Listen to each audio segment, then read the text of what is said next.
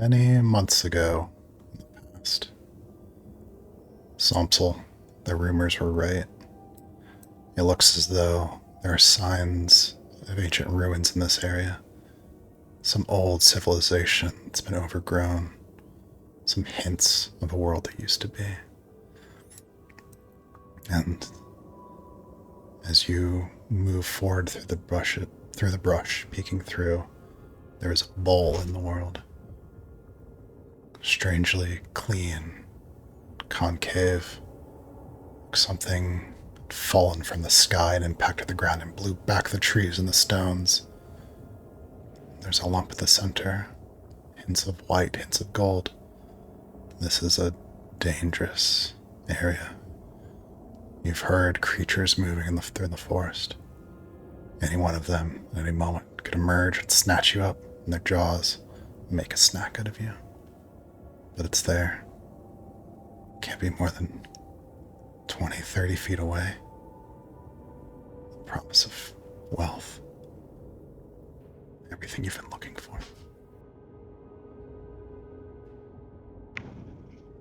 Samsel's heart hammers in her chest, and her eyes are wide, glimmering with excitement and trepidation. She hovers by the edge of the crater for just the seconds that she can bear before carefully sliding down the edge of the crater to get to the stone below. In front of you, it's no bigger than both of your hands put together. You can see just a bit of it that's been covered by earth, and maybe the rainwater's washed debris down into this pit. But just able to get your hands around it. It's heavy, but you feel like you could potentially move it. You could dig it out. Again, you hear a little crack in the distant forest. You're not alone in these woods. She spares a glance up, barely even taking in what she's seeing, and turns her attention back to the stone, knowing that she has to work quickly. She digs around the stone until she can unearth it and grip it in her hands. And she wipes off the surface to really see that gleam. Holy cow, look at you. As you wipe away the grime and the bits of calcified debris that are on there, and reveal a bit of the milky stone with a little golden facets. You feel something, an unfamiliar sensation you never felt before. A connection, the feeling of a bell ringing in the distance. It's a feeling that some months from now you'll feel again, but for now, there's something about this stone. Something special, something strange. It must be worth so much money.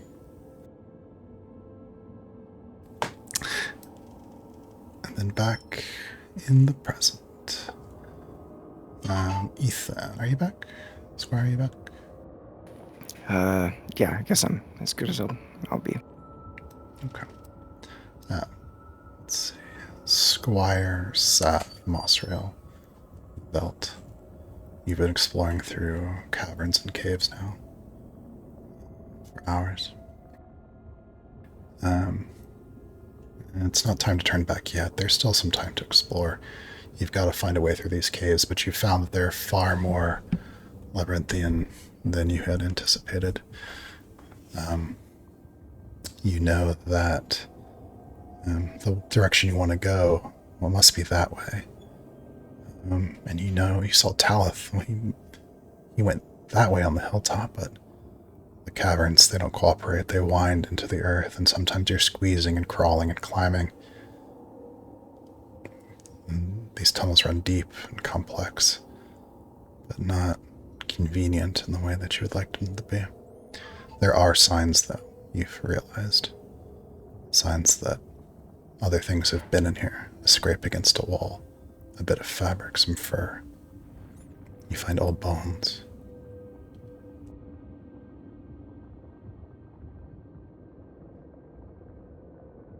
it's been about 2, 3, 4 hours. Just going Yeah, out. we'll say 4 hours.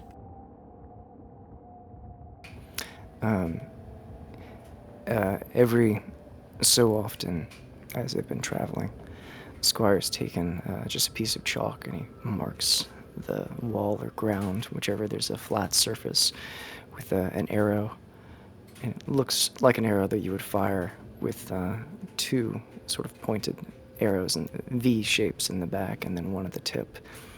The 2 pointing back the direction they've come, and the one pointing in the direction that they're traveling in. Bob has been basically sketching out a map of the routes that they've been taking as best as they can determine. They don't have a compass among their things, unfortunately. So they're just trying to do their best for whatever work that is underground with no landmarks of any kind. We've been traveling for a while. We're trying to, out of character, remind me, link up with, just find a passage through and potentially find something that would navigate our way back towards where Taloth and where we saw him, correct? To be fair, I'm not sure so I would have wanted to go for 4 hours, because that's a full day of travel, but going back, out and back again. Well, we could say it's 3 hours. Honestly, that's completely arbitrary in this situation. Yes. First, give us a little glimpse of Mossrail in this situation before I give you guys some information and call for some rolls. Yeah, she's been following along behind everyone. Feel like you would turn and see her kind of like, she's not drawing so much, but she's like making mental notes of like where things are. If there's like any diverging paths, she's maybe scribing something into the wall. So when we turn back, like there's something to point us in the direction we came from. Yeah, you've seen Squire etching these arrows into the passageways as you turn corners. What do your markings look like?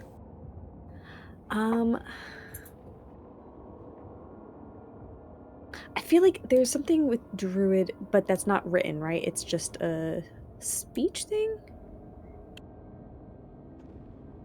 Like Druid's language sort of thing? There is a Druidic language. I feel like maybe she's writing something in that language for herself.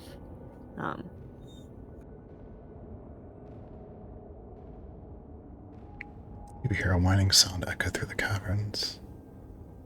There's something in these tunnels. A fierce beast demands to be let out.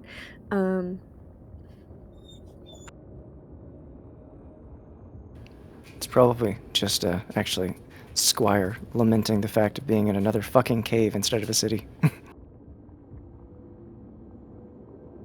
Nothing bad ever happened in caves in this campaign. Canonically ever. Yeah, she's making, I guess her symbols are like squiggly lines and circles intersecting into something that only someone who speaks Druidic might recognize. But they clearly indicate some kind of direction. I was definitely asking, what's that? Yeah, exactly, same. Like, what do you do? Are you guys asking me in character? Yeah.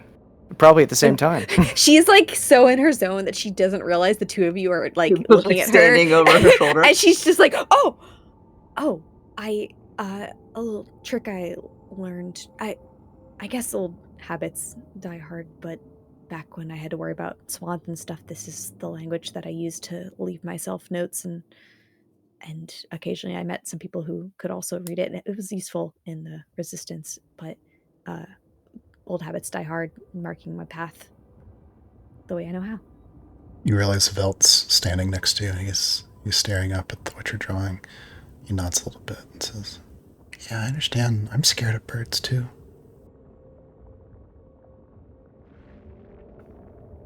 Yeah. Yeah. She kind of like, and then she like connects what he says and realizes that he doesn't know what she referred. And she's like, yeah, swans, terrifying creatures. Anyways, we've been out here for a while. Should we keep going or turn back? Bill kind of looks around. Let me have all of you roll a survival ability check, please. Let's see if you feel oriented.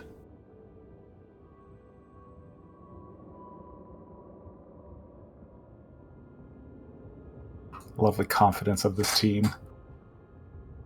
I volunteered because I wasn't hurt, but That was You with know- a +9. You know who you should have brought with you? 21 there. Sap. if only natural 20 did something. But 21, I'll take a 21. Yeah, as each of you look around, both Mossreel and Squire, you realize, well, you know you marked the passages. Which direction are you facing? Was it this way? Was it this way? You're not sure. But Sav, you feel pretty confident. You've been keeping track. You turned that way, then you turned that way. You guys walked that way for a long time before it veered to the left. You're lower in the into the mountain, under the mountain, than you were when you started. If you want to turn this way, if you want to keep looking for, if you want to keep going farther towards where you saw Talith. If you want to go certainly back this way, and then take that right if you want to get back to the others. Did we see any kind of caves or anything along the way that might be like a good shelter spot or camp for the night? Yeah, you've passed through several that they might be some of them would be kind of cramped for as many people. Some of them would be perfect just for your small group, but you found one or two that are large enough chambers that it could house everyone. And I think maybe you found one in particular that you feel pretty secure. It just has the one way in and the one way out. The water carved through in time. Well, based on the way that we're standing and the arrows out and codes that are on the wall, seems like this way is. We should probably go this way in order to try and head more toward the way that we last saw Talith, but I don't want to leave everybody behind, so maybe we just go and collect everyone and then go camp in that one cave we saw back there about 30 minutes.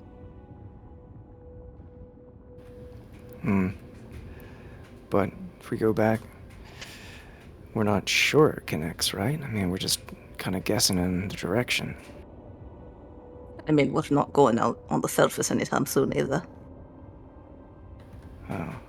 You think your friend will be okay? Talith? Honestly, we don't even know if he just popped out of existence again either.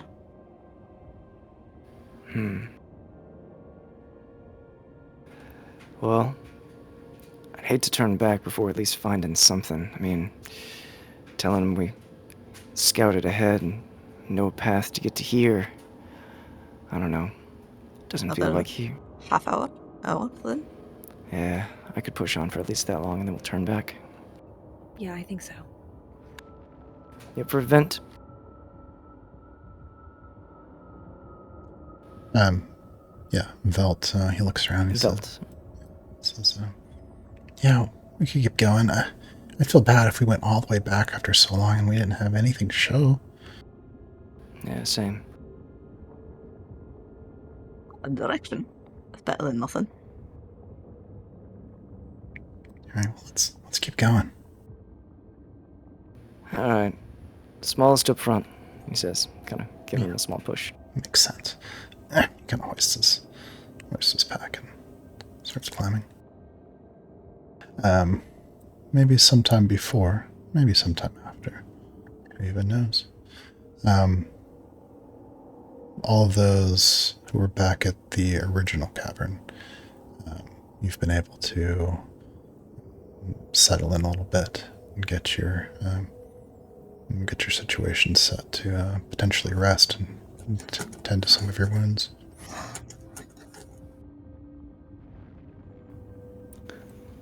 Ashen at some point, kneels towards the edge of the room, back to a wall, but facing everyone, and begins to speak low and quickly in another language. And after about 10 minutes of him doing this, 6 people in the room, which I'll list here, kind of feel a warmth build inside of them. And you feel something in your mouth. So who else here?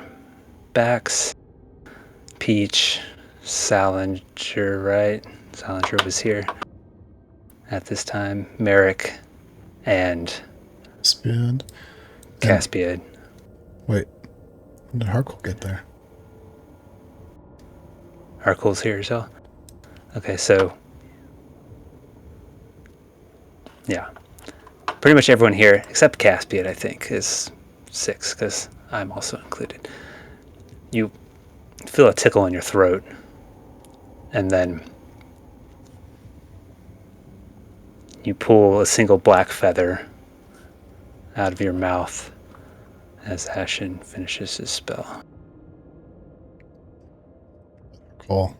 It's a little bit of a distraction, but not so much as the fact that just moments ago you were engaged in battles with frost trolls out in the snow, and now you find yourself here in the enclosure of this cave. There was a flash. You've lost time. You've forgotten something. Look, Mr. Iscariot, Captain Iscariot? What are we all supposed to call you? You're obviously a military man.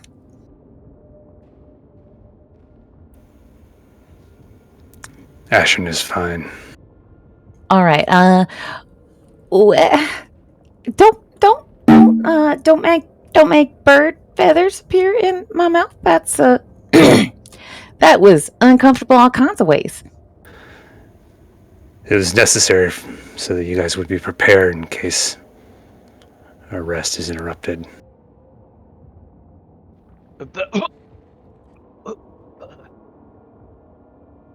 Thank you. Harkle, you're back. I seem to be. Where am I? We encountered a dragon while battling the trolls.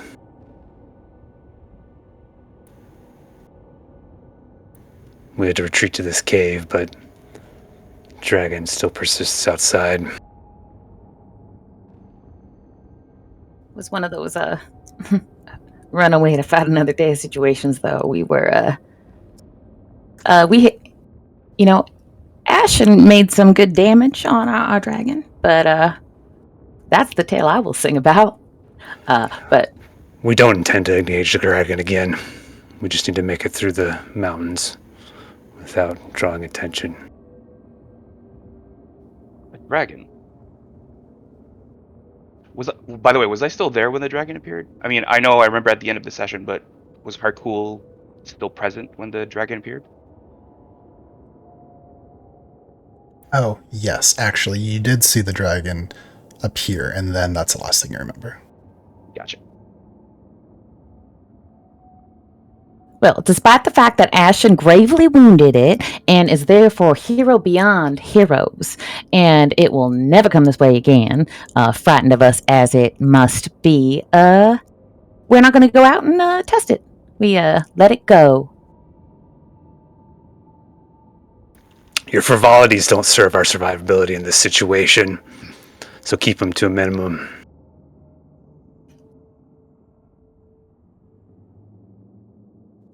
Let's talk weapons. It seems silvered weapons do well against these creatures, but if we go up against humans or other armed mercenaries or the like, steel would be better as the silver is soft and will break down quickly against other weapons.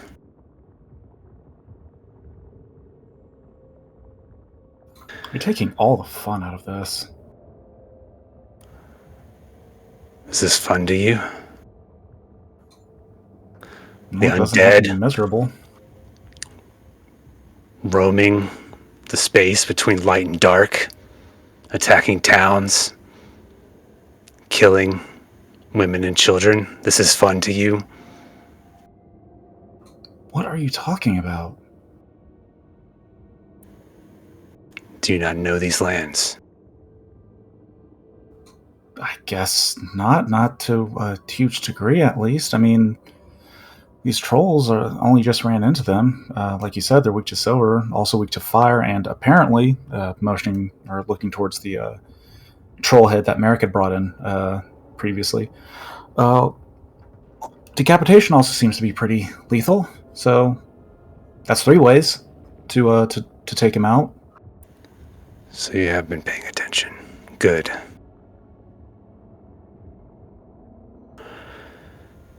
Once the others return, hopefully with Talith, it may be best to move under the cover of darkness. Where have they gone? I believe they went searching for Talith.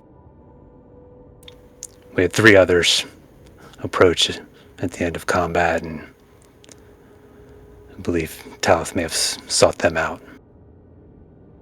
As you're having Yeah, this discussion, you hear a base impact against the stones.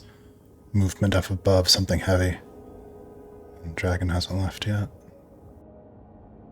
Yeah, Salinger and me knew those folks from home. They looked, we actually know them. There are other returned like we are.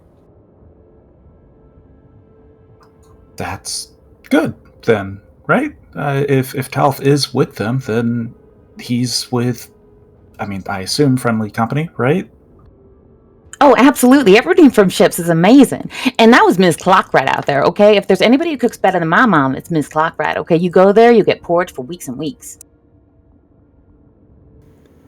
If they are friends, Talith will keep them safe. Well, they'll all watch out for each other. They'll help one another. It's not going to be all on Talith.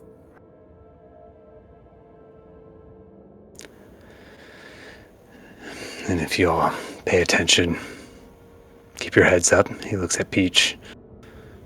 You'll all make it through alive. So Yes, sir, Ashton, sir. When he says that to you all, the same 6 that had a feather come out of their mouth feel a bit of warmth in the pit of your stomach, and you each gain 20 temporary HP as he uses Inspiring Leader feat, since you just finished a short rest from his spell. Let me post it. Can I reject those temporary hit points? Yeah, but send him my way. It's not subjective. It just works. Don't have to agree. I think the way it works is if you already have... I don't know if you already have temporary hit points. Does it go to the higher level, or does it just not work? You get the highest. You get the highest of the 2. Okay. We can pick. Now it does So- say they have to be allies. So if one of you would like to declare yourself not an ally of Ashen, you will not get temporary hit points. That's true. Or you could approximate how much vitality you feel you've gotten from this and try to do that amount of damage specifically. So, Negative vitality. So, again, Bax. Well, is Salinger not here anymore? Salinger was just here. Wait, where is he? Okay, so if he didn't get it, so Bax, Harcool, Peach, myself, Merrick, and Caspian all completed a short rest, so you can roll hit dice if you need to, and have 20 temporary HP. And we're healed for 14 hit points as well before you roll any hit die. So, odd character question. Did I appear at the end of this short rest? And if so, have I not short rested? You do benefit from the short rest. Also, what do I see around me right now in this cavern? Like evidence of everyone having like patched themselves up or like rested a little bit or settled in to potentially rest longer. Yeah, it looks as though people are set up to potentially rest longer. People look a little wary. Clearly, there was potentially some extension of the battle.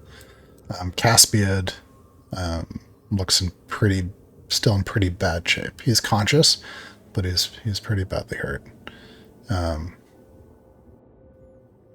He's resting with like a bedroll under his head. It was healed for 14 from my spell, Chris. Okay, I'll mark that. And 20 temp HP.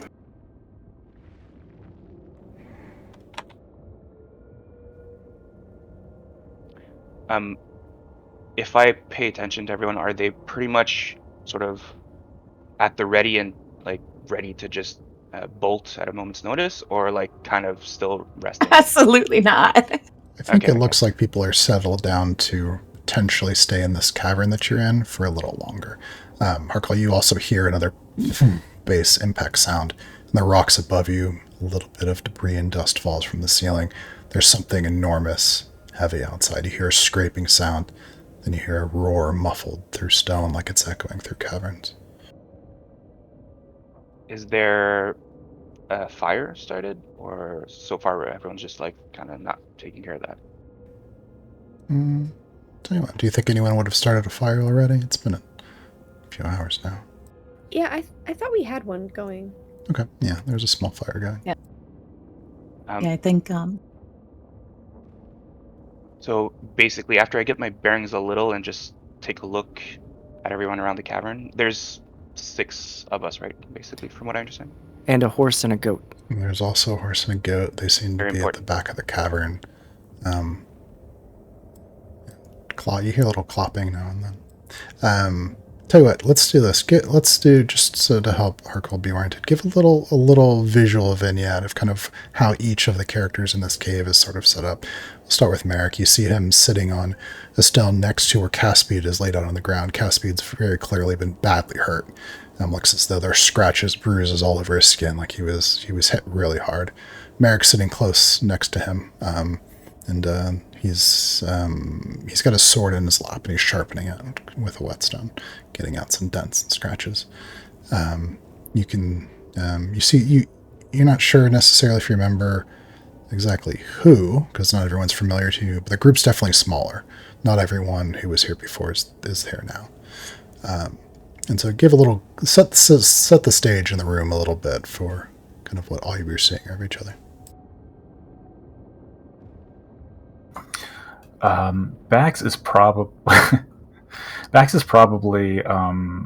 going back and forth between checking on the fire and walking near the cave entrance, not walking outside, but just keeping an eye out for anything that could be potentially approaching our encampment, so to speak.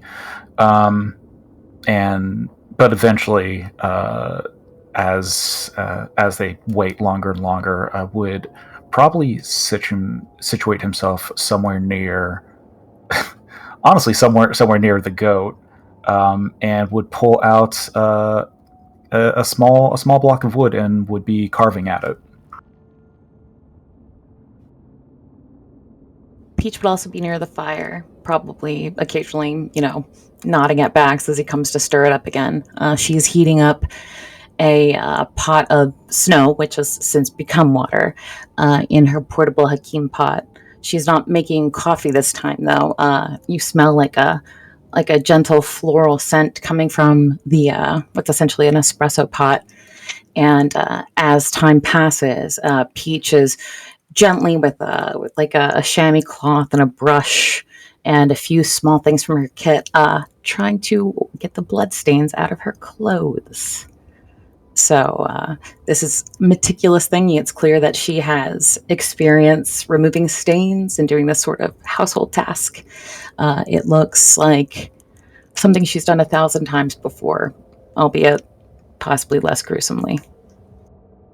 She also would continue to look over at Caspian, just making sure he's like conscious and stuff, because he was like her focus to keep alive last time. She just wants to make sure he's still alive.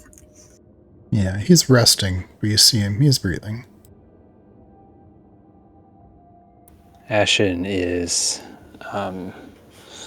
kneeling with both legs tucked under him, but stood tall on his knees, with his back against one of the walls and the two exits to this space within his eye lines. And you saw his head bowed as he was praying for about 10 minutes or so. And he's continued to kneel there through the rest of this. But he's still in his full plate armor, weapons at his side.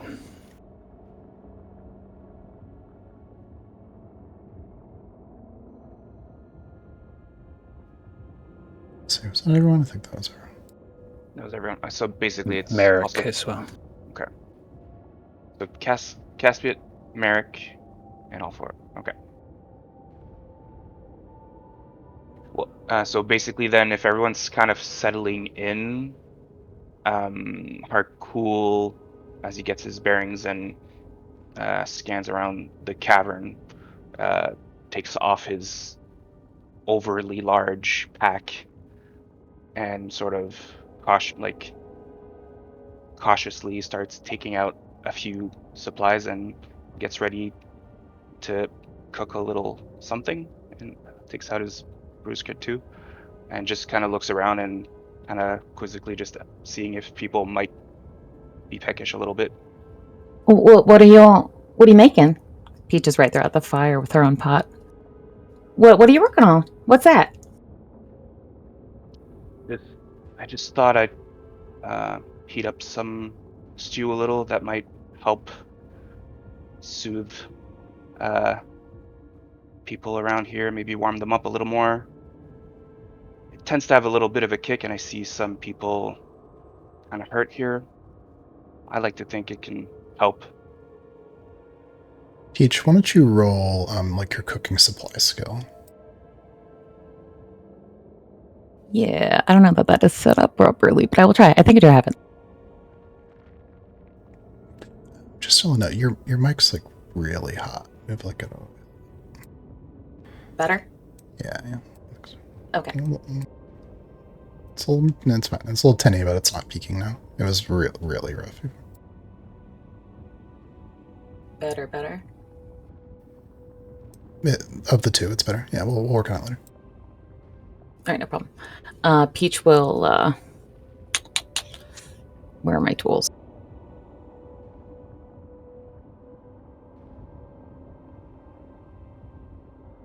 All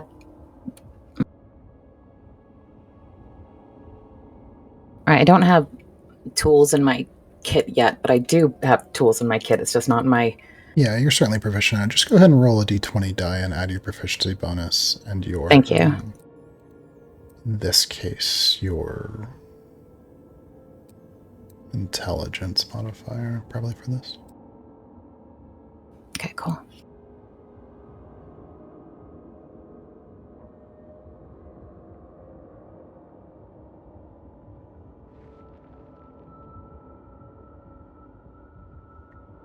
Ooh, 15 on the die. Yeah, that alone is plenty.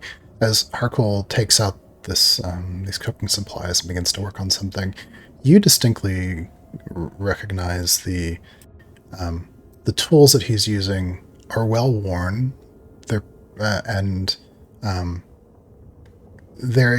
they're perfectly the things that you would need when kind of traveling light. And like cooking out in the wild. This is someone who definitely knows what they're doing. I left a kit back like this back in Ikvar's. How? Well, I mean, I guess you're stronger than me. That's what it comes down to it. I only could bring the Hakim pot, but you've got everything we need here. You got a flat pack, you got a spatula, you've got a microplane in here. I mean, at least what I need to make the basic necessities as we travel. It's my go-to soothing activity.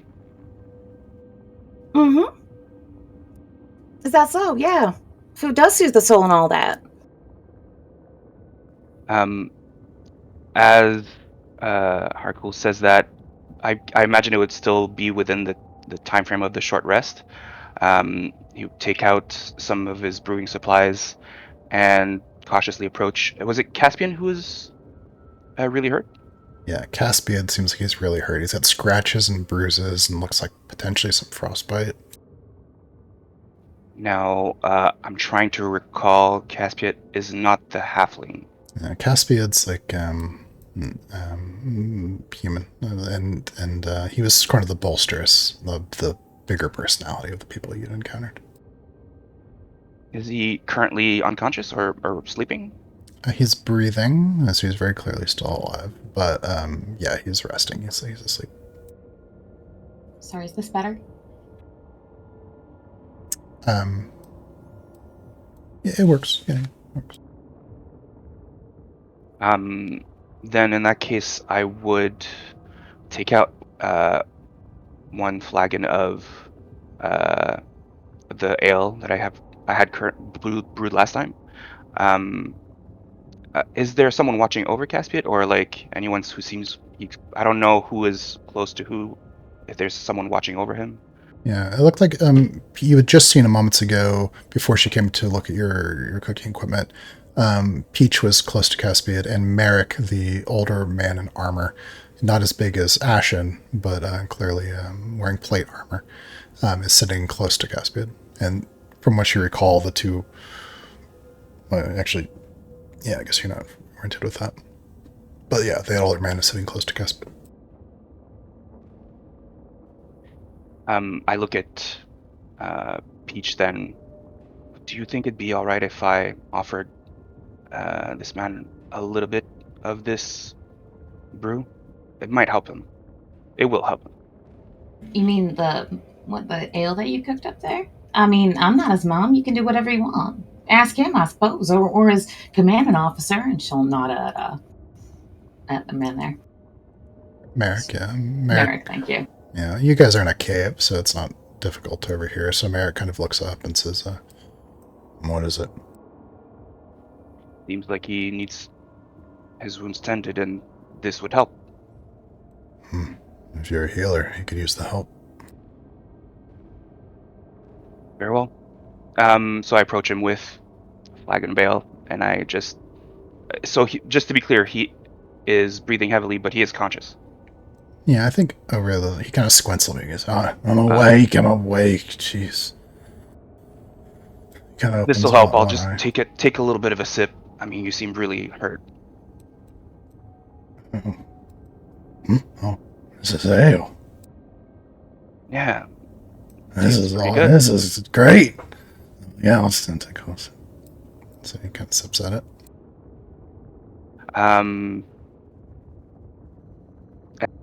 Harkul cautiously approaches and just looks at the wounds. And I am a healer. Do you mind if I help tend to your wounds? Why'd you wait this long? It hurts. It's terrible. I pretty much am trying to tend to your wounds right after I appeared here. More than welcome. My here between you and the lady.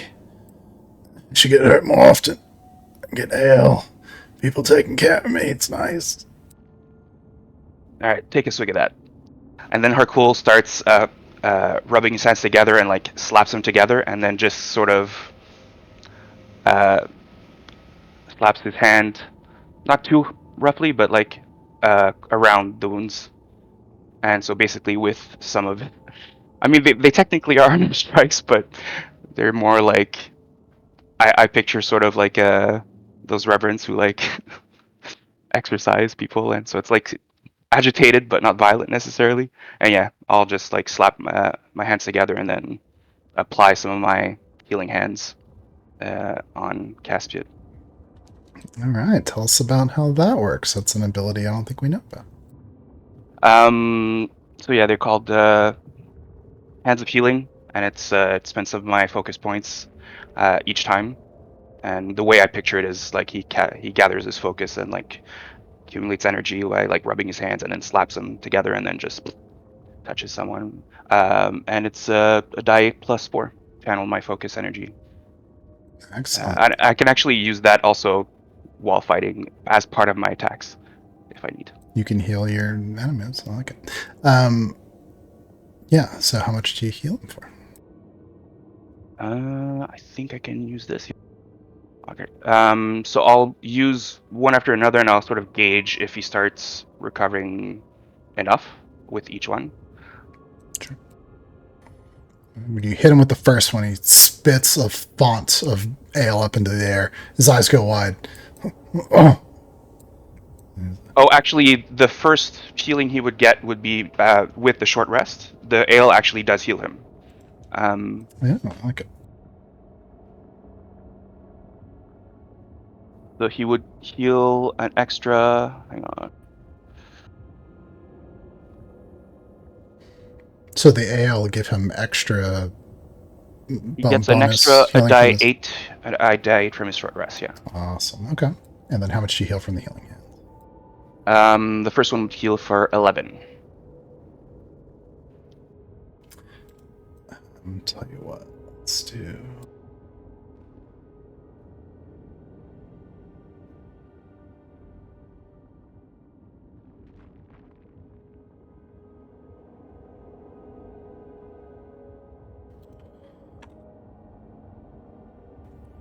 And sorry, you said it was an extra die 8 for the rest, right? Go ahead and roll that.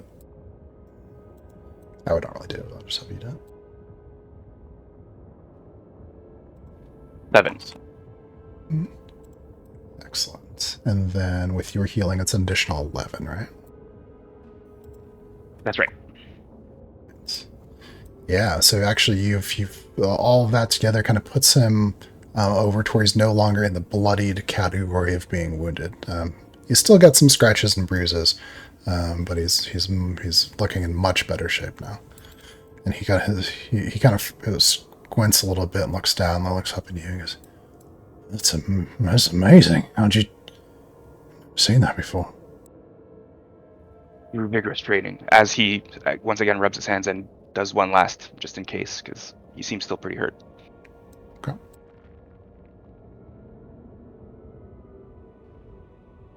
Twelve more. Kind of ticklish there. Where did you go, Harcourt? Actually, out of character, do I have any recollection of time between Not at all. the battle? There was a flash, and then you found yourself flash of white, and you found yourself here in these caverns. To my knowledge, nowhere. I saw the dragon appear, and then I was here. You were gone for approximately 12 minutes. Where'd you go? Light. Go ahead and roll, actually, if you would, for me, Harcourt. Roll a wisdom, just a wisdom ability check. No, roll an insight. Roll insight.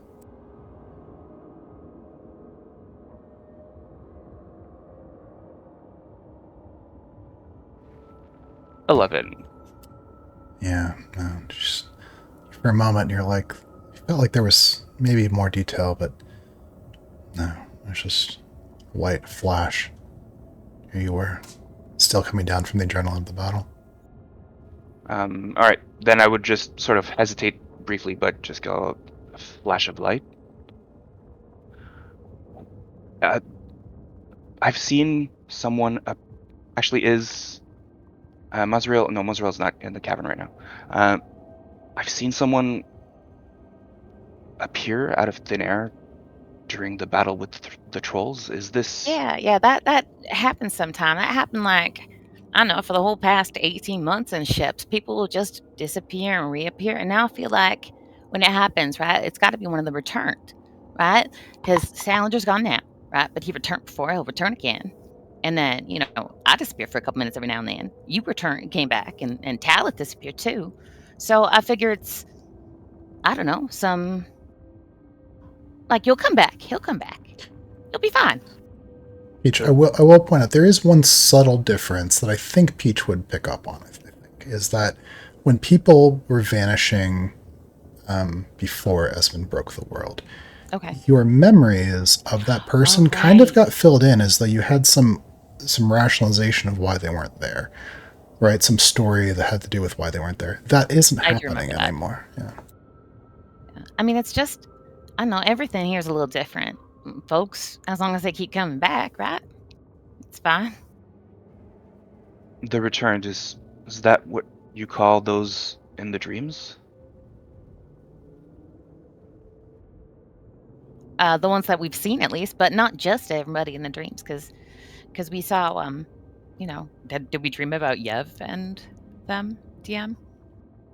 Now that you think about it, I mean, you've dreamed about so many people, but it's hard to know.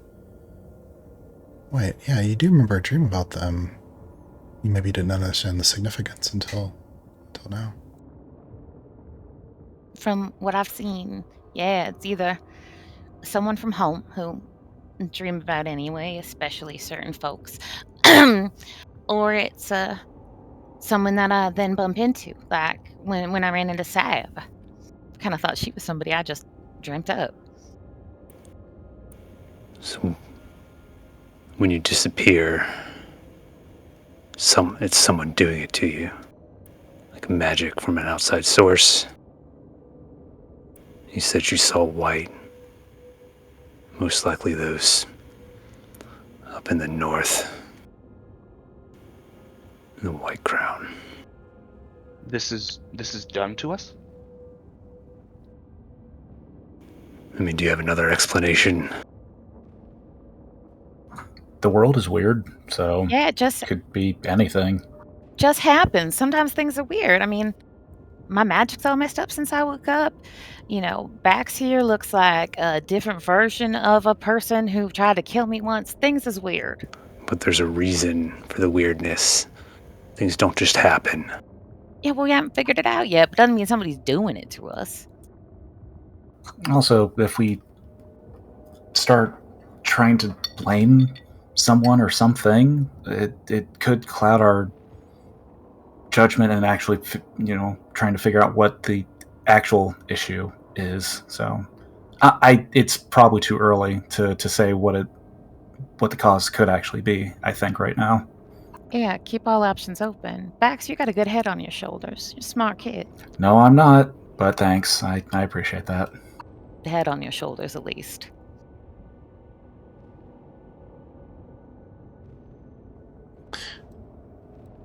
Interesting. Harko goes back to watching over his pot and heating up what look like some pastries that were wrapped up. What, you have baked goods? How? I have been trying to make steam buns with little hollows in snow and a little bit of firebolt, and I haven't gotten any kind of anything. How do you have baked goods? How do you have how? Whence? I just made these before we left. Actually, now it's Duff who's trying to remember the name of the town here. Because from my perspective, I think we had left just a few days ago, right? Ivakar's Passage. Yeah. Ivakar's Passage, yeah. And this was just a few days ago from my recollection, basically, right? Mm-hmm. They weren't selling that sort of stuff when I was there. I made them over there. At this altitude? With the stuff at Ickfire's. Because I visited that general store too, okay? Everything was garbage. I had to spice it up just to, like, smell it. How? You know what? I can appreciate an artist at work. I will happily observe and note. I'm lucky enough to still have a few supplies, but I'll take that compliment. Thank you. Meanwhile, maybe this before, maybe it's after. Hard to know. There, Talith, Somsel. There's a rumbling impact against the stones above you. You actually hear the stone shift. Cracking sounds, deep, terrifying. Bits of dust and debris fall clattering against stone around you. The summit had almost found you. An opening, a bit of light coming through. You heard the snarling scraping against the stone driven deeper into the mountain. Okay. Certainly, the creature can't find you here. You're deep enough now. You've been moving deep. If you can't see in the dark, then perhaps seeing your way by a bit of torchlight. After some while of moving deeper into those caves, Yev, the hulking Goliath, who has much harder time squeezing the tight spaces than any of you. He says, I'm tired. I need to rest. But you look, glancing at him, he doesn't seem tired at all. But Gwen, the little goblin, she's huffing.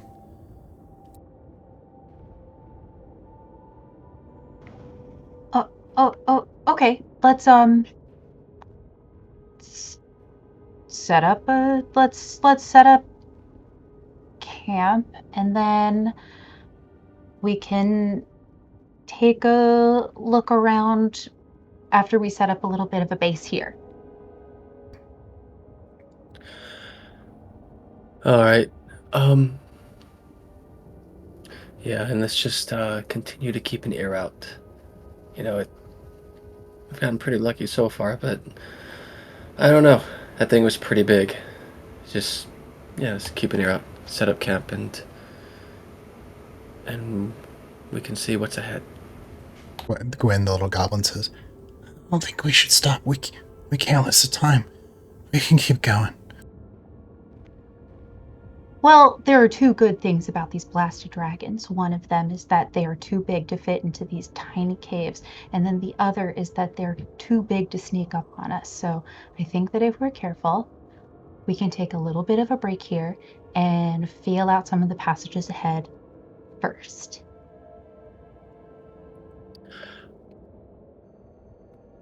Does whenever the caverns would kind of shake and everything, does the debris and stuff, is it just like minor debris, or is it like thicker debris? Just minor debris right now. Bits of dust, a little bit of stone, maybe a heavy stalactite fell.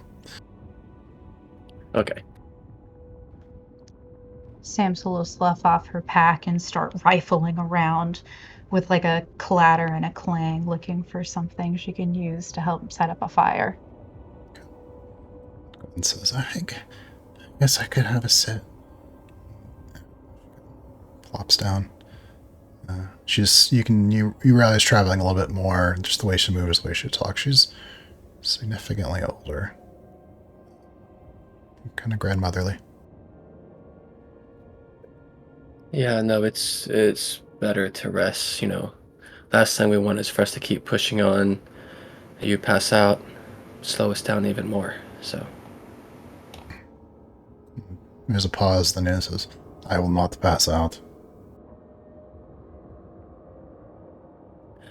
I wasn't talking to you, big guy. Samsel yawns. No! I'm feeling pretty achy after all of that climbing and everything around. She like shoves something into Talith's chest. Here, make a fire. And she like whips out a bedroll and starts like creating a little bit of a nest. Alice starts making a fire. As you were working on building that fire,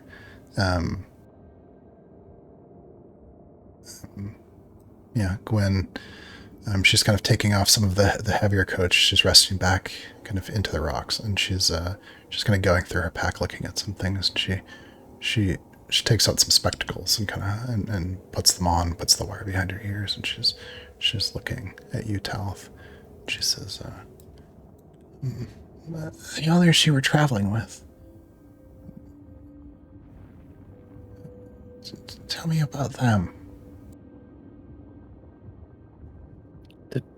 The ones I was traveling with? Mm-hmm.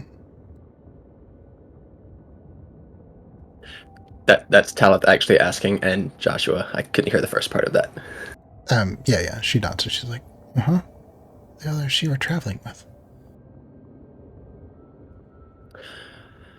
Well, let's see. I can tell you for sure about some of them. Well, there's Max. He's one that I grew up with for a long time ago. He's smells a lot better than he used to. I can say that much for him. Well, I don't mean to be rude. I don't mean their names. I mean, what are you doing out here in these mountains? I thought, okay, yeah. Sure. We are.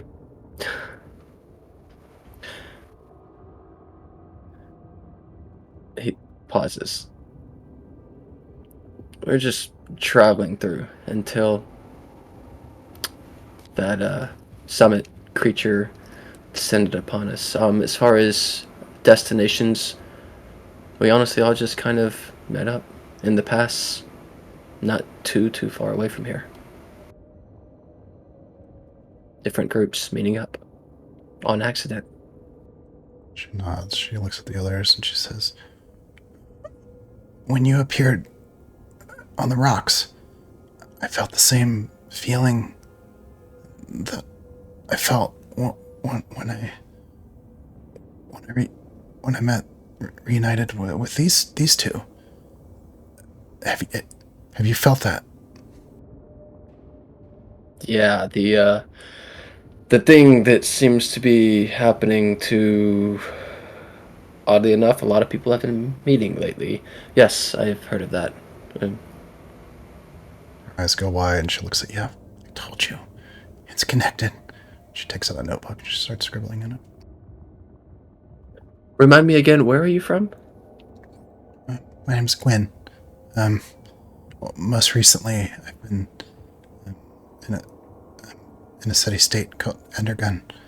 But before that, she kind of squints at you. Are you like us? Do you remember a time that was different? Yes. I'm from a town called Shepherd's End. Are you from Lux? No, I'm not. Shepherd's End. Mm-hmm. Okay. It's another city from a different part of the world. This guy here is from, I met him around a place where I came from, around Northgate. Remember? Yeah. Okay. So is this so then Shepherd's End being from, way like back then? Is that place still here? It's hard to know. That's a small town. It's far away. I think, based on where we are now, from the best understanding I've been able to get, we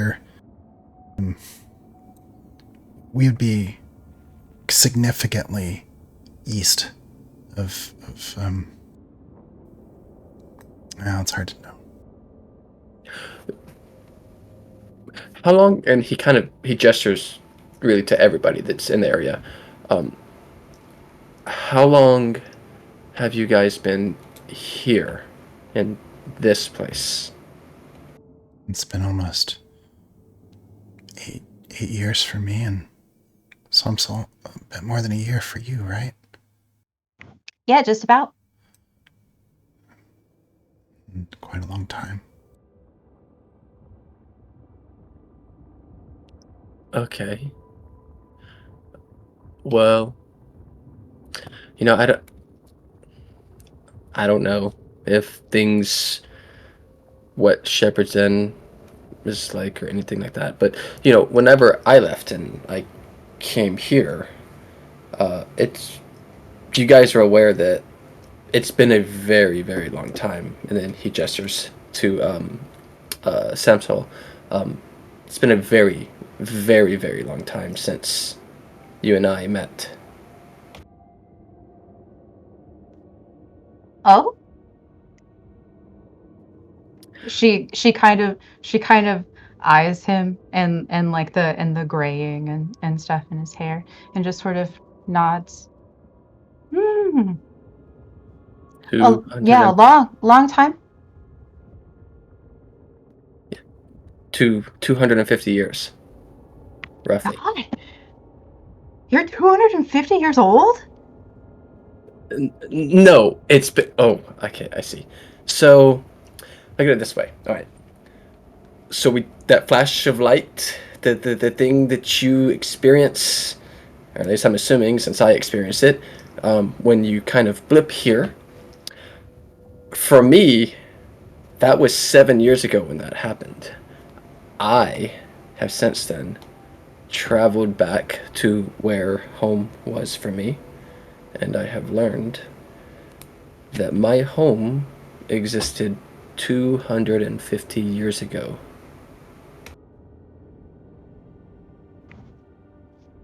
Well, that's wacky. How'd you find that out? Well, firstly, I traveled. Secondly, I've taken some time to study, learn a little bit about the history of the world. And through that, talking with scholars and just people, you start to pick up on the fact that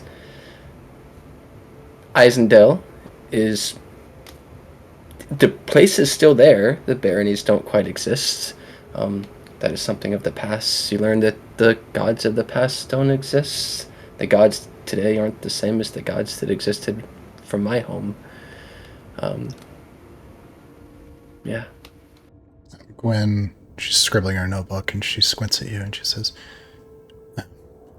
have you encountered any discrepancies in the history? Things that you think should have been a certain way, but they weren't. I'm trying to collect notes to try to piece together what might have happened.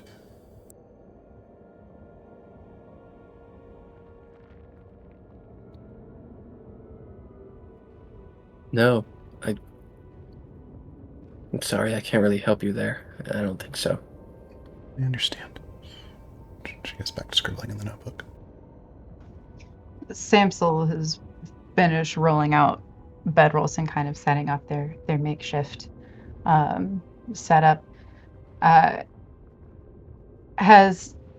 far has Talbot gotten into setting up a fire?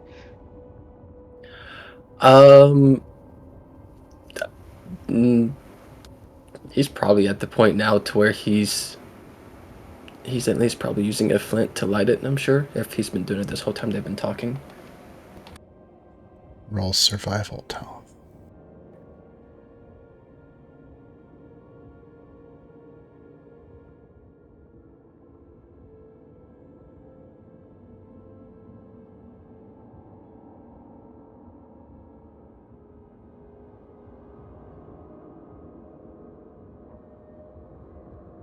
Oh, a 20. Yeah, that'll do it. You've got the tinder all packed and all of the little bits of cloth and stuffed around, and there's a little curl of smoke that comes up and then little flame. It's a really good fire. He actually says that. Samsel kind of just stares at him for a second and then cheerily goes back into rifling through her bag, kind of reorganizing the disheveled stuff and like getting it packed back up nicely. And Gwen says, there's probably something important you should know if you don't already know. Samsel and I knew each other before. We were there at the same time. I came back here 8 years ago. For Samsel, it's barely been more than a year. Somehow, even though we were together at the same time, we're here. Getting here wasn't the same. I don't exactly know how to make sense of it yet, but well, it seems complicated.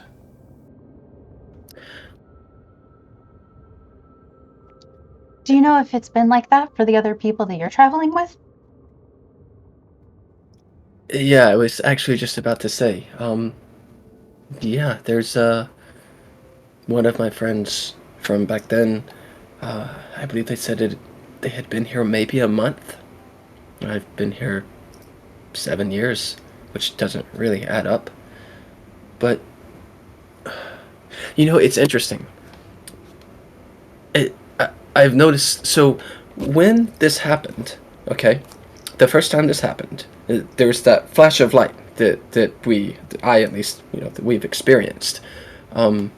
Initially, I thought it was due to a friend of mine, but I don't think that was the case because then I'm here. But even more recently, I've noticed also that I've had another flash of light happen to me. Okay, where suddenly I was at a place in a cave, flash of light, and then I'm back, and then suddenly time had progressed forward again, if only by like maybe 15 minutes or so. And I've noticed that happen with a couple of my other friends as well. So I'm sure that this is connected. Something with time or something is at play here. But I don't know why. Yeah, the Goliath and Gwen glance at each other and then look back at you, and she looks at him and she says, "It's like what happened to you." And he says, "Yes. That months ago. This thing same with me. Here and gone, and here. As though nothing." And it's just a flash of light, and that you don't remember anything else when you're gone and here again. There's no in between. No, it's like sleeping with no dream and no remembering. Very fast.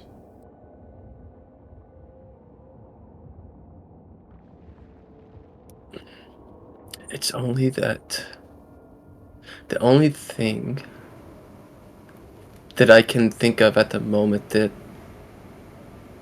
the people I've met have in common, I think anyways. No, maybe not. I think a lot of us are from a long time ago. But then there's a couple I don't exactly remember or even know some of their origins. But Tal kind of gets a little frustrated with the thought. Yeah, and I don't know. Gwen reaches out and she puts her little green clawed hand on your forearm. She says, "What's going on? All of this. It's something that I've been studying, and I'm getting closer to having answers. It's why we were here in the mountains. There was an outpost here, a place where we're far enough from the city-state where I could get accurate readings. I was getting closer. But that's when the beast attacked. The others, I don't see how they could have survived. I don't know what's left of my equipment." Didn't you mention before that because of what you were studying, it was something you were finding? Didn't you mention that you think that is why the beast attacked? It could be the stone. Well, the stone that Somsel found. It has an aura. There's a magical pattern within it. I think it's connected to what's happening. I don't know anything conclusive yet, but I don't know if you'd understand my notes, but we have to get back there. We have to get that stone back. So the stone is still back there. It is. We barely escaped with our lives.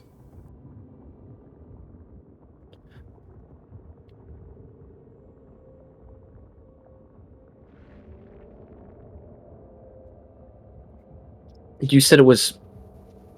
You said it was Samsel's? That's right. I found it fair and square. As we have discussed, it is legally Samsel stone, but she is allowing us to use it for research purposes. Well, what's so special? What's so special about it? There's a connection between, I feel confident, I'm not certain yet, but a connection between the stone and what's happening to people like us. I don't know. There's still a lot of information I don't have. I need more time and I need to do more research. I don't know if the equipment I even have is sufficient to solve this problem, but I know I'm getting closer. Okay, yeah.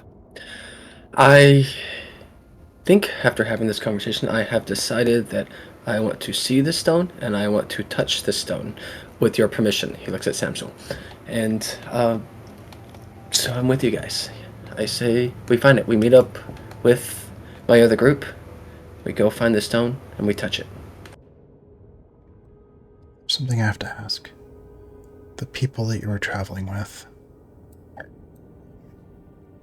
were any of them a boy or even a man with blue skin and white hair? White hair? No. Blue skin? Yes. The white hair and blue skin, is that... I had a weird dream or a vision of this person with the white hair and the blue skin. And I've never met him before. But apparently he broke the world.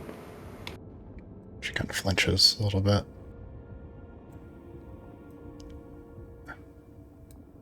But you've seen him. I mean, not in person.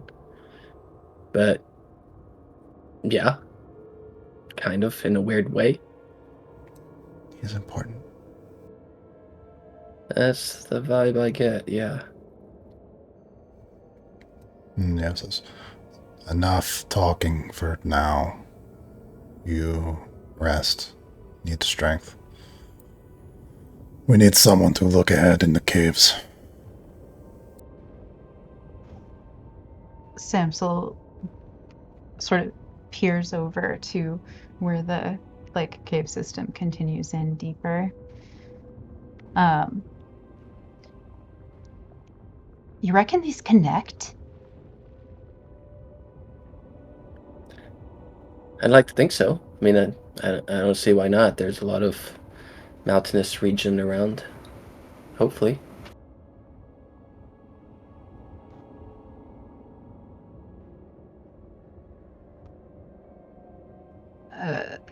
Samsel seems to consider something for a moment.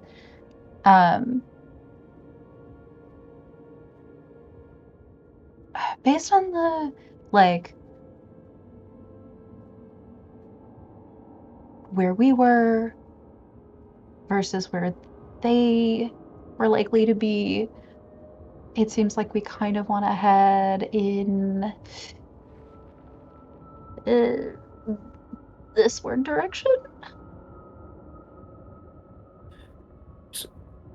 DM, have we made lots of turns or anything like that throughout this cavern?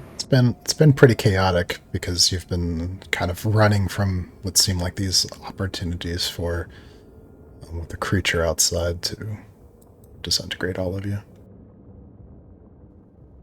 But there have been lots of forks and pathways, and we just chose one. Yeah.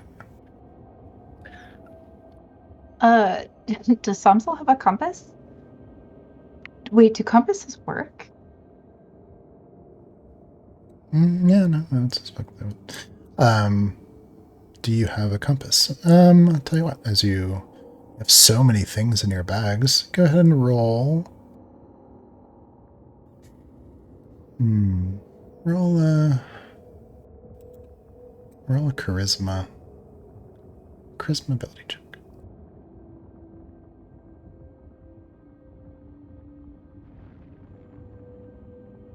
Oh, sorry, I whispered it, but GM should see it. Ooh. Excellent. Aha. Look at that. All the way down at the bottom of that pocket. Compass. Ah, perfect. She like is digging back through her like vest is covered in a bunch of different sort of like bulky pockets and compartments and things like that. And after rifling through a couple of pockets, she finally her hand emerges with a little brass compass. And she takes a look at it, kind of does a little bit of spinning, orienting, getting a feel for it, doing compass things. You look like you really know what you're doing. That's a lot of gadgets you got. She doesn't look up from the compass. Yes, I have a lot of practice with compasses. I get lost a lot. Not because of the compass. The compass helps. It's helpful. And she how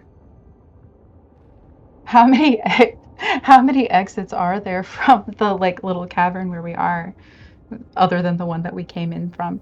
Yeah, from where you are now, just the one, but you have a feeling that like back before you came here, there was a split, and there's more than likely a split ahead of you as well. Gwen, yeah, we were coming up from the southeast. Is that right?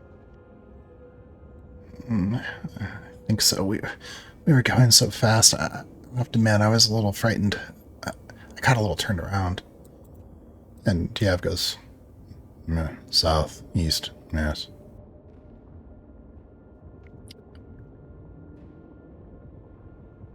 And we got there from north of that direction. There was it was so chaotic and difficult to see past that gigantic monstrosity. But I guess reasonable guess is that it seemed like your friends were in the opposite direction, running up that cavern, so we can at least orient ourselves towards the north. Yeah, and she'll rifle back through her pockets. Like, we should have like a yeah, and she like pulls out a little length of chalk that has like a little metallic tip for holding it on the end. We can use this to mark our path, so we don't, get lost. Like a breadcrumb trail. That's all right. That's a good idea. We should do that. And then also that way, if for some reason we do get lost, are we just going ahead or are we all going as a group? Well, I at least am going to take a peek ahead while we collectively catch our breath here, but you are more than welcome to help me and come with me, especially since I don't know what the rest of your friends look like. I could come across a whole bunch of random strangers. That's a fair point. Especially since some of the ones that I do know, I don't actually know because I kind of just met them. And there's one guy that actually I think might be a cannibal. I'm not entirely sure. So, yeah, we'll go as a pair. Safety in numbers. Diev says, I would rest here.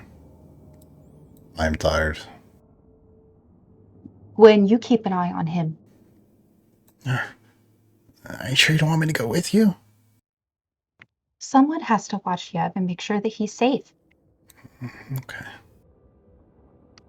We'll be back in just a couple of hours.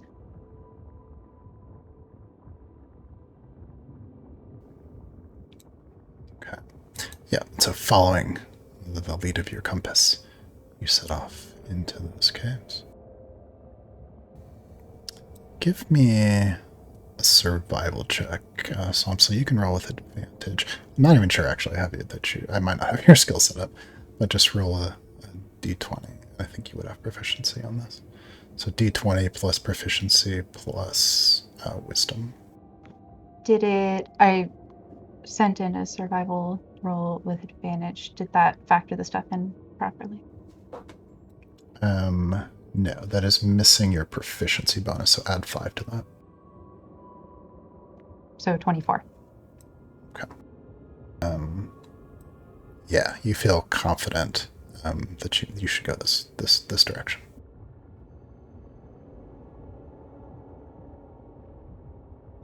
Samsel moves forward with confidence. All right. Before too long, let me have both of you make a perception check, please.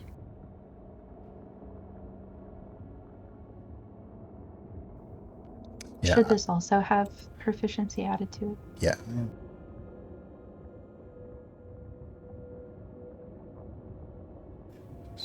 So 16? Yeah, we'll say probably actually both of you.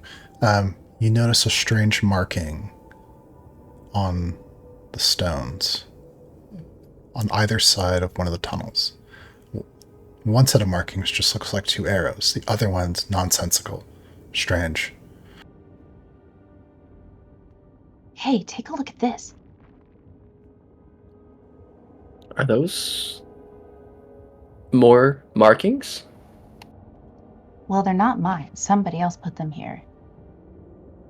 Multiple somebodies, if I were to hazard a guess. Okay. Do either of them look familiar to you? Not at all, but it does seem like something that some of the people I knew would do. And maybe people I don't know, but I'm sure that's worth checking out. Are the arrows along the direction that we're headed, or is it... It looks like an actual arrow. Like, think of the back portion of it, 2 is a quiver, and so it's only pointing in one direction. There's just 2 arrows on the back and one pointing in. I mean, like, oriented from the, like, relative to the direction that we have encountered it from. Like, is the arrow pointing back where we came from? Is it pointing off you know what I mean? Yeah, that's what you're saying. Interesting.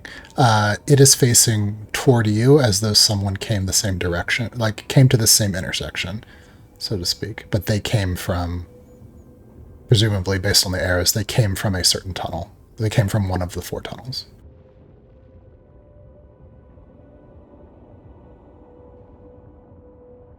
So they like continue on down another. It basically tells you which direction to go at an intersection. As though someone passed through here already and marked where they came from and where they were going. Okay. Samsel will add her own mark to the litany of marks. Not one to be left out. What does your mark look like?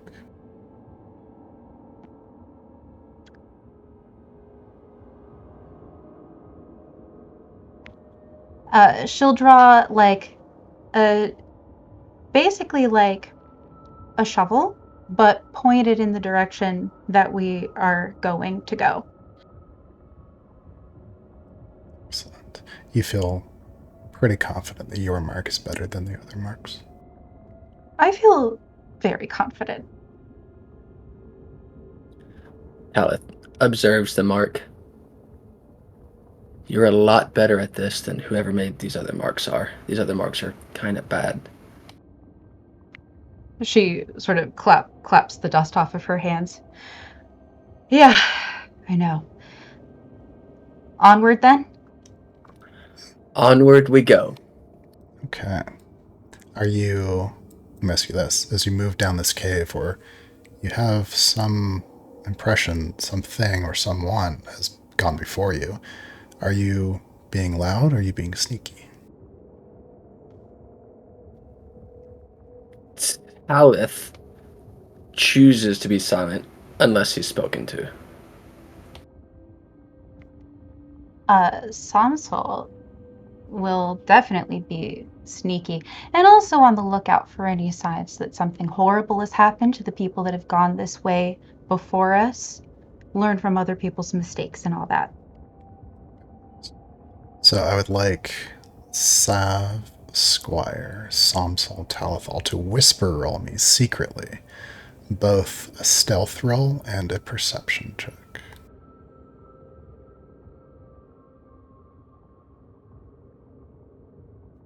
Can you tell me how to whisper a roll?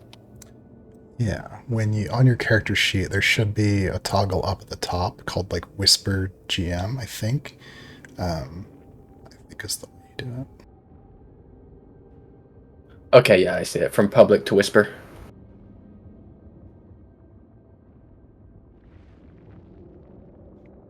And then again with the proficiency, I do not know. Okay.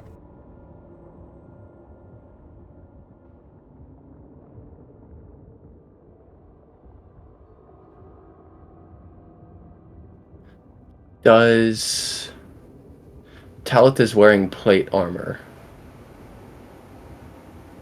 Do I do that twice? Yeah, that'll give you disadvantage.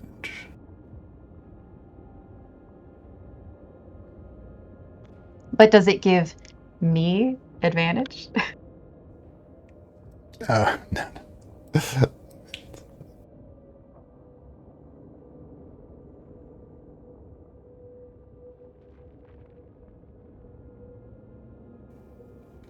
Okay.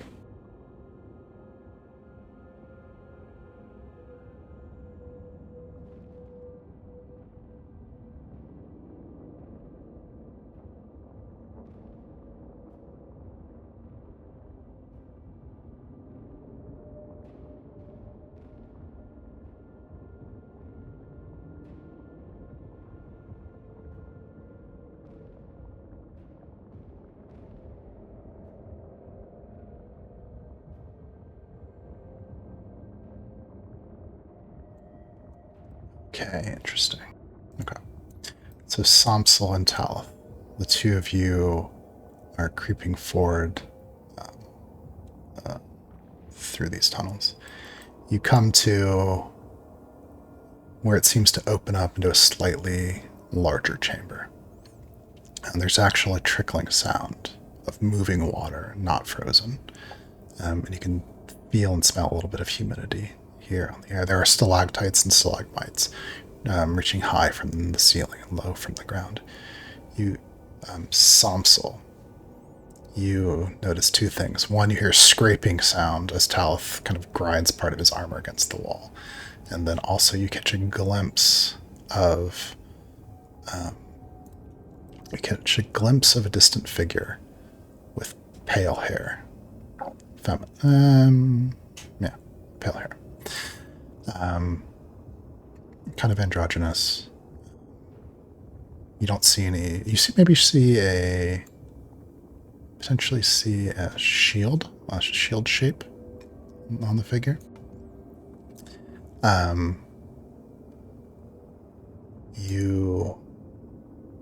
That's what you see. Talith, you are kind of moving a little bit behind. You haven't noticed things yet. Squire, you, from higher up on the rocks, catch two figures moving quietly from the mouth of one of the other entrances. You hear him go to the kid in order to stop, and then he sort of holds up his hand to the other. And after he gets their attention with it, he sort of looks, does his eyes, and points back towards the two figures as he kind of slinks a little bit lower. Sort of whispers. He says, "I think we've got some people behind us. Is that our people?" Puts a hand inside of her coat in order to grab the rod and peers at those figures in the distance. Is it easy to recognize them at this point? Sav, you actually only make out one figure. You catch a glimpse of one figure in armor. You only see one figure. Do I recognize that armor? Ooh, that's a good question. Go ahead and roll an insight check for me, with advantage, I think. And then Mosrael, sorry, I wasn't sure if you heard. You can go ahead and roll. Yeah, I was AFK briefly. I missed the beginning of what was happening. Also, I'm Sav, sorry, I was AFK. Am I transmitting? I was AFK. What is happening? No, you're fine. I'm going to catch you up in a second. Sav, you've only barely caught a glimpse of the figure. They kind of vanished behind a stalactite, so you don't get a clear look at them. Mosrael, you were checking a cave that was behind, and coming up forward, you see that Squire, Velt, and Sav has stopped, and their posture as though they've spotted something. So you're catching up to them now. She leans really close in over their shoulders, like they were doing to her. She's like, "What do you see?" I don't know yet. It looks like a couple of them, people, humanoid. Is Sav at a... Can Samsel see Sav clearly enough to... Not yet. You caught a glimpse through the rocks. You'd have to get closer to get more detail. Talith is unaware of all of this, right? Yes. Talith has seen nothing except for what Samsel said. Samsel sort of quietly and briskly is like, "Hey!" and like tries to catch him by the belt, kind of like while ducking behind him. "There's people ahead. Do you see them?"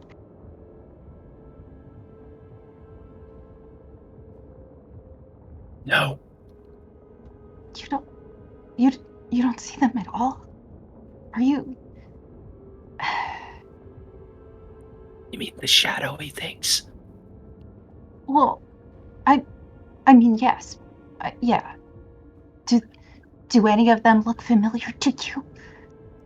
And Talith, as you're trying to get a look at whatever Samsel's talking about, Ethan, because of your perception roll, you are able to make out that's Talith. Okay, yeah. As he doesn't say anything, his posture just kind of relaxes a little bit, and he kind of throws his hands up and he sort of stands up a little bit, and he goes, "I think that's them. It's Talith!" And he starts making his way back towards there, not trying to sneak super quietly, but just not making a bunch of noise as he makes his way back towards the others. He says, and he's gesturing the others. He's like, "Come on." Talith would then respond to Samson and be like, "Oh yeah, you see them? Oh no, yeah, I know, Squire." And then it's cool. They're friends. And then he will slowly walk that way. No reason to sneak anymore then. So yeah, the group of you kind of emerge from your either, if you want to, emerge from your other side of this chamber to meet at the middle. "Hey, we've been looking for you guys for hours." I thought you might have popped off into nothingness. And who? Sav! Oh my goodness, it has been so long. You're so tall. I knew you were alive because of that conversation I had, but you're here too. You keep turning up in the most unexpected places. Tell me about it.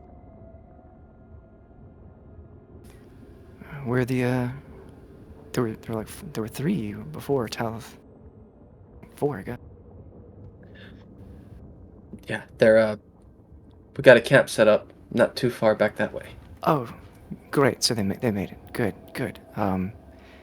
Well, we should be able to, if we can meet up with them. It's a bit of a hike back, but Yeah, maybe 3-4 hours. So Okay, yeah, I think we're a little bit closer to our camp from here. Question.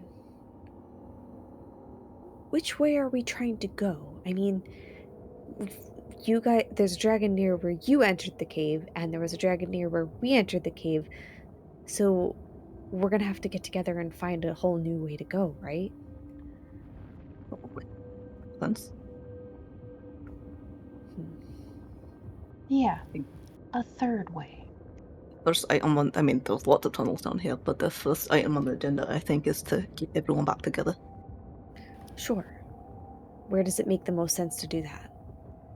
Well, we should collect our pair first, and then all of us go back to your camp. Yeah, There that was makes that sense. cave about an hour back, 30 minutes back. That makes sense, depending on, I guess, or maybe when we talk with your people, we'll figure out where we need to go next. Yeah, okay. We can either, if you guys have already set up some camp, we'll either rest there, or if maybe we can move back. Like she's saying, we found a pretty good spot where at least a group of us could probably all rest up for at least a few hours. Yeah. I mean, the other two should be good to pack up and move a little bit by the time we get back there. So that wouldn't be bad. It's not a huge spot. It's a little. Well. Hey, we can't. We can't stay till we told them we'd be back in 2 hours. What if they Well, panic? No, we're heading back to them right now. yeah. So Yeah. we're gonna go Oh. collect your group, and we'll all travel together to our group, and then decide where to go from there, right? That's it. Okay, yeah, that makes sense. Yeah, cool, gotcha. Great. All right. Glad to find you guys. Lead on. Perhaps some time before, perhaps some time after. Ashen, you see that the constellation in Bax's eye begins to glow. Peach, you see on the side of Ashen's neck, just below the ear, a single dot of light begins to glow. And on your wrist, that same spot. And then with a flash, hope he's actually there, Salinger appears.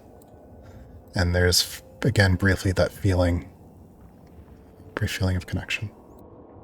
Welcome back, Salinger.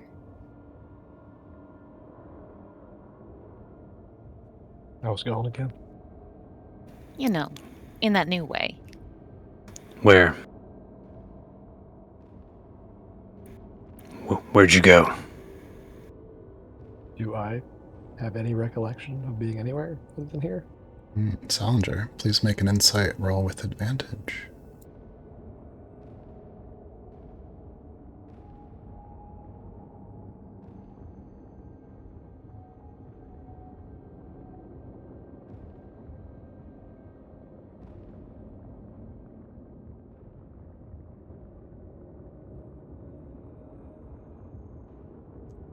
Ooh.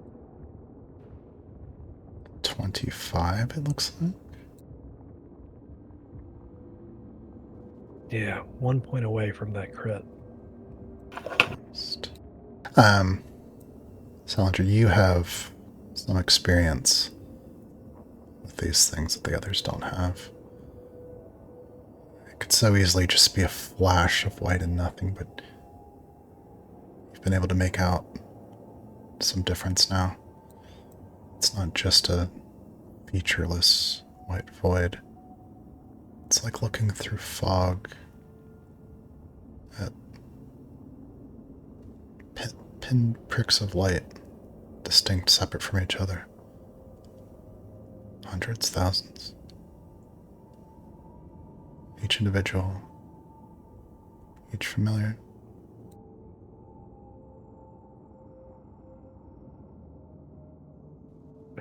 Out of character, do I know the name of that based on the description? Like, No. okay. Because I just put it together, but I didn't think Sal would. I don't know what to call it, just a string of lights, flash. Oh, was it the same as when you disappeared back in ships? When you were gone for, I thought it was 21 days, and for you, it was like an instant, when Esmond, the first time when it worked.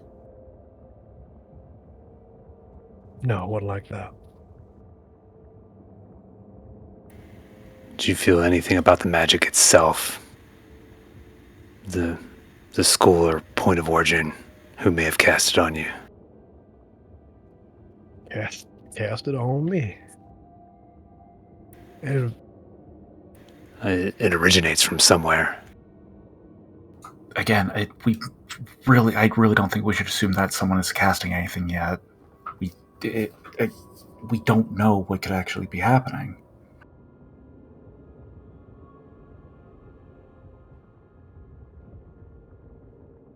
only thing I can say for sure is that it connects us somehow, pulling us together. I was saying before that it seemed like only the return who are experiencing it. Is there anyone here? And she looks up at Ashen. Ashen, are you from like this place? Are you one of the dreamers or I can't remember. Not from this world originally, no. All right then, yeah. So I doubt it's happening in the world at large, but if we all came from nothing, then to nothing we might occasionally return.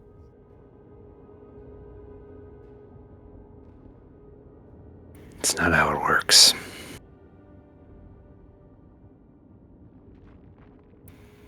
How do you know that? How does it work? It's not important right now. Bax. Just before this one came back, your eye lit up. Yeah, it does that sometimes. No, I saw that too. And Ashen, you had on your... She touches the same spot on her own neck. Right about here. It was glowing like with, I know, similar light, but you don't have... You're sure? I'm sure what I saw, yeah. And I saw one on me too. I'd seen it before, before Talith came back that one time, right? And Bax, I was with you then too, because we was on watch. And your eye did it. It like flared, right? And I pointed it out, and you were like, "Well, that's nothing. My eye does crazy things all the time, etc., etc., etc." But it was like this. This was a similar thing. These are connected. So they're using this as some form of conduit for If the you magic. keep assuming Who is this someone, do you know something that we don't? Otherwise, you're potentially just putting us in danger by assuming that someone is like doing this on purpose, and making assumptions on a hunt kills people. Apparently, he does think he knows more than us, and he won't tell us. We had that little bit where we talked. Oh, it's an afterlife. He's got plenty that he hadn't told us about. I do know more than the rest of you. And if you hope to survive in this world, you have to open your eyes and look at what's going on around you. Merrick says, I've never seen it before. I've heard of people who remember a world that never was. Madmen, you would think. To see it now, for some of you to be here and not be here and be here again.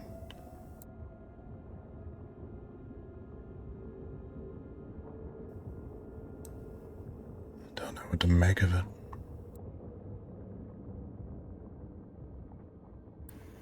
If you're stuck on they, it may not be an individual person or group of people,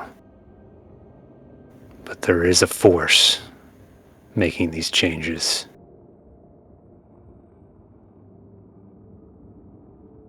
Do you think it's... And she'll cut eyes at Salinger. You know, do you think it's the same thing that... Like an aftershock, a continuing thing from, you know, when everything ripped apart?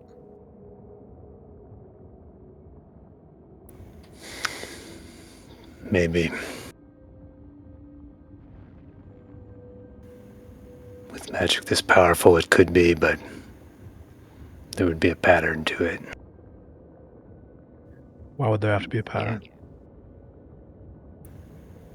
Because there's no intelligence behind it. Aftershocks are cyclical, episodic pattern that doesn't change.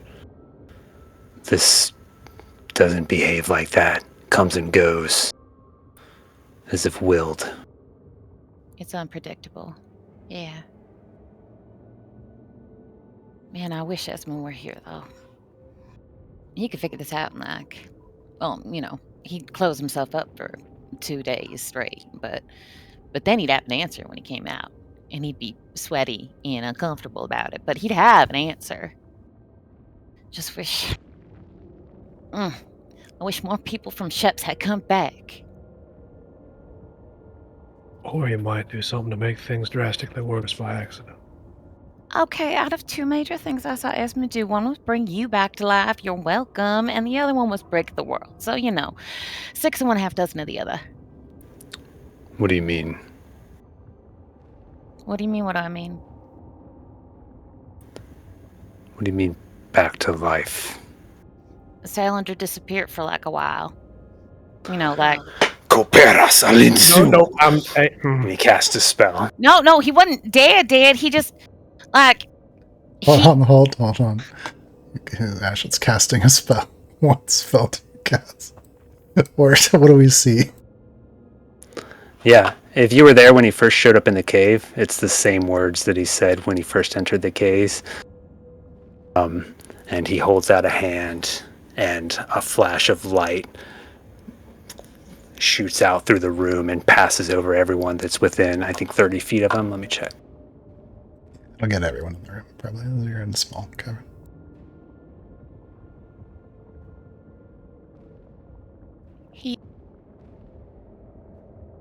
He wasn't ever dead, Mr. Ashen, sir. He just... Hold on. Mm-hmm.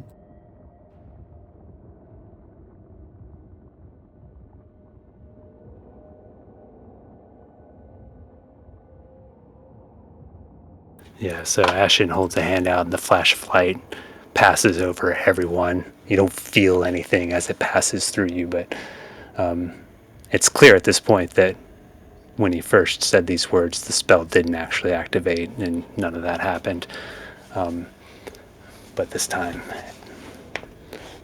There is a strange sensation, perhaps a scent, perhaps a feeling. You do, in fact, pick up 2 auras that match the spell. I'm going to secretly message you which ones they are.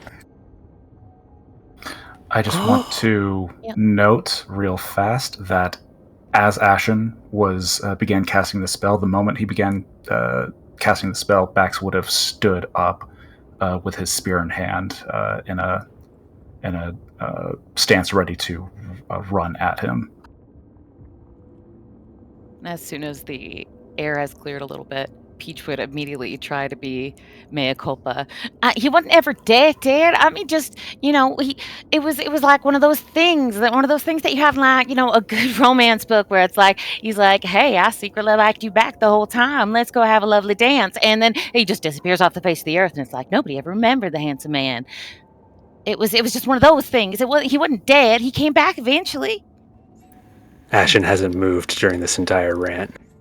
Ashen, I have sent you secret information. Harcool, in the middle of heating up one of the pastries, gets up and at the ready, seeing everyone super tense with his frying pan, and drops the pastry and holds it as a weapon. Holds the pastry as a weapon. It's a Both. croissant. The croissant. Ashen is as still as a statue, and you notice he does have one of his hands on his pick that's attached to his waist. And he slowly lowers the hand that the light emanated from.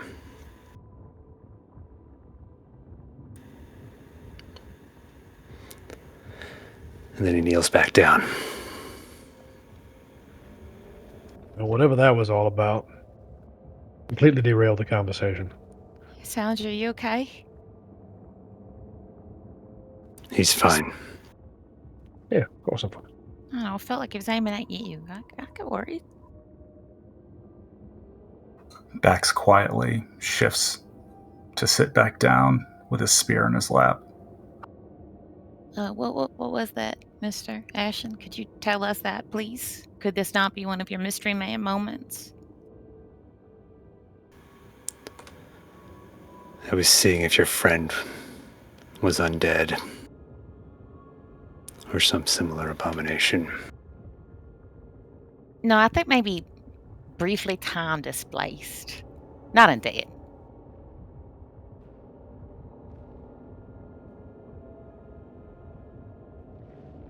So you're satisfied then? What she was trying to complain or explain about was an unusual disappearance in which maybe some of history was altered and a reappearance.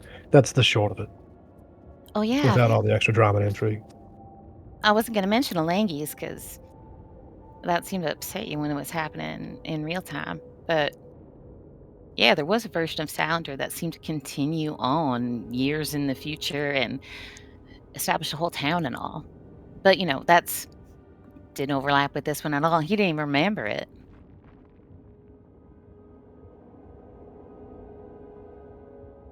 This wasn't done under your own power.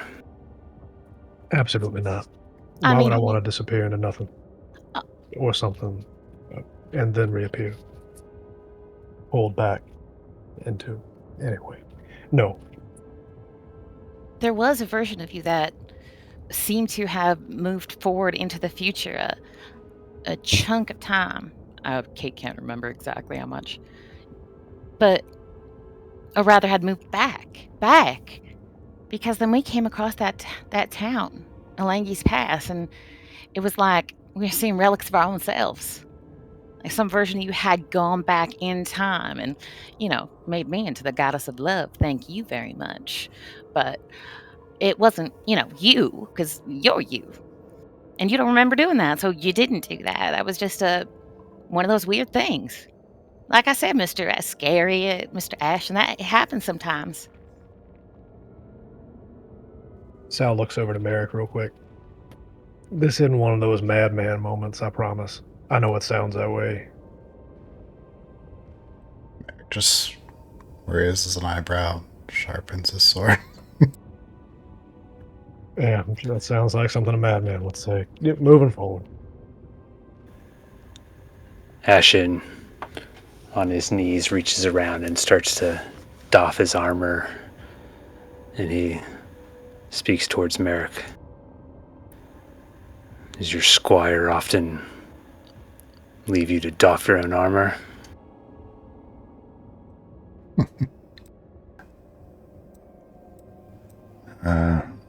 He's not that kind of squire. I've gathered.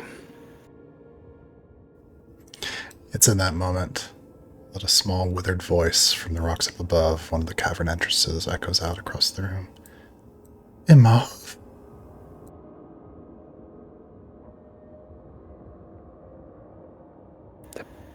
I just stop doffing my armor and pull my pick.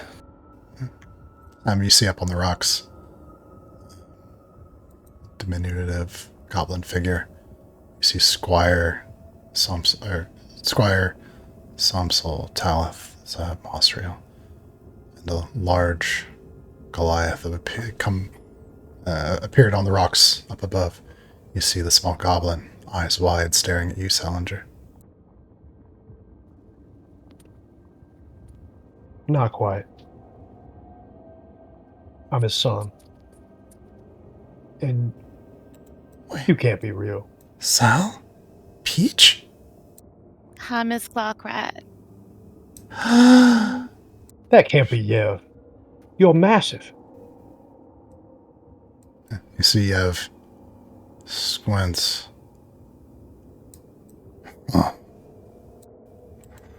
And with little tiny steps, Gwen goes running kind of down the rocks and stumbles and runs and leap kind of hops up and hugs around Salinger's thigh. I thought I would never see.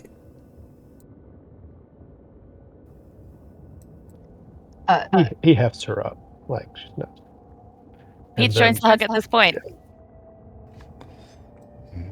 Yav soon approaches and puts a big hand on your shoulder, Salinger. He's I think you two are honestly about the same height at this point.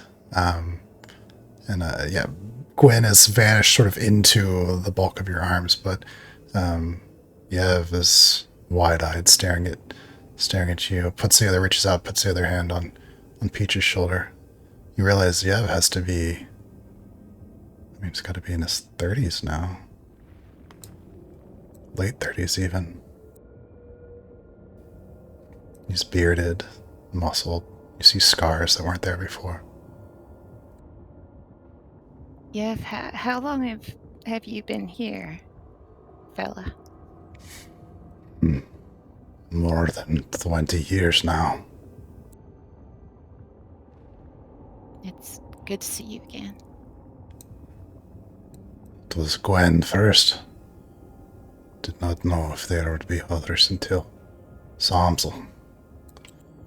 And Gwen. Samsel sort of like squeezes past other people, sort of like hanging over the like top of the overlook. Hi!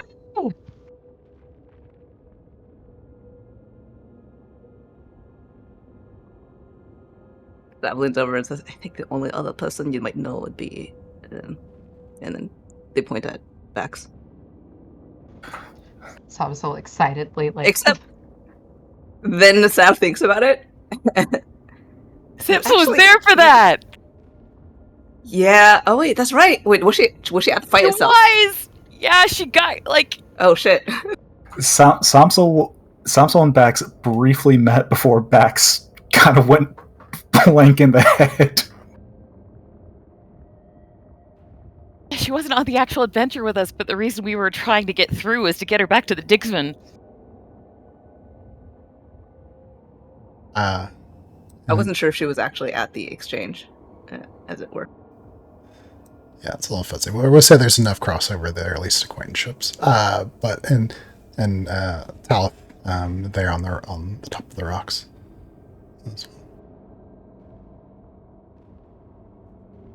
Hey guys, good to see you again.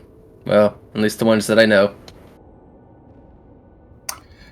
Bax is going to walk up to Sav and Talith. He's going to walk up to Sav and Talith separately, give them both a hug, and whisper to both of them so that no one else can hear. We need to talk later, privately, before moving on and moving to Samsel. So, hey, I don't think I actually remember you. Sorry, I'm Bax. That's okay.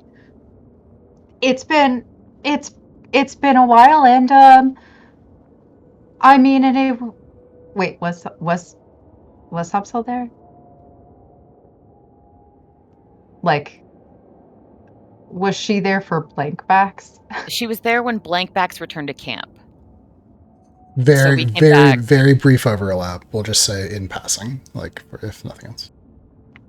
You seem like you're doing well. I mean, as well as I could. Wait. Thanks. Are you sure that Samsel wasn't with us on the other side? I remember someone hiding in the boat. I thought Samsel was with us for that. Oh, I think... I'm pretty sure Samsel was there for the whole process of Rude dying and then Bax sacrificing himself and us going to the other side. Like, Samsel was in the boat on the other side with us. Right. I just mean going back to the camp after that. Anyone who didn't go down into that dungeon, there would only be the briefest overlap. So, like, did Samsel meet Danica, right? Is like... I thought the question was whether or not she met Bax. Oh. No, I Put 'em thought. back Sorry, I thought we were regardless, talking about but she- specifically blank backs. Did she spend time with them? But yeah, no. She was there for the Frostforged dragon. She was there for all of that. Okay. That's very cool. I misremembered that. Well, Squire's covered in dirt and grime, all caked in mud all over his pants and boots as he's sort of approaching. It's like, well, we've dusted himself off a little bit. It's not doing any good, just probably smearing the dirt around. He's like, we found him. They found me. Ashen stands and moves over to Talith and clasps hands with him. Well fought. You too. I mean, the way that you jumped on that dragon, did that barrel roll, and survived? Dude, that No, was awesome. Talith, he doesn't like frivolity. You can't compliment him too much. It was a formidable foe. Yes. Formidable barrel roll foe. Yes. And Gwen says, wait, no, I need to know. She's wiping her face and says, Salinger, Peach, how long have you been here? Only about a year for me. Give or take. It's hard to keep track of the days sometimes. They all look the same. 10 and some change. Have you seen him? No. But we also hadn't seen anybody from ships until, Salinger just the other day. It's No, you don't understand, Esmond. I saw him. Where? He appeared to me. It's hard to explain. It was just a moment. Was it in a dream? No, this wasn't a dream. He was there. He was in my workshop. Just for a moment. It was like he was trying to say something to me. It was like he was trying to tell me something, and I couldn't tell what it was. Did we talk at all on the walk back? Say that again? Did we talk at all on the walk back? I don't think this came up. Like, yeah. That's what we did now. When did this happen, Miss Glover? Yeah, Sav hears it. While Peach is asking that, Sav, hearing the name, pushes their way forward and says, wait, he appealed to you too? She blinks, looks confused for a moment, and looks at Sav. Do you know Esmond? Not personally, but we talked once, some 2 months ago, before, and then I saw him very briefly. What was this? 6 weeks ago? 4 weeks ago? Here, kind of in the same way that you were just mentioning, but I caught a few words that he was trying to say. It's the same for me. It was the same. Feel anything? No, it was like he was trying to say something but couldn't. I could see him trying. Sav dives, plunges a hand into their bag, pulls out one of the notebooks and leaves through, pulls out a couple of pages and says, and squats down next to Gwen and says, very quietly, just for her ears, I think, because not something that she really wants to hear on. This is what I had heard. Asthma, angels, confluence, moon. Nothing else.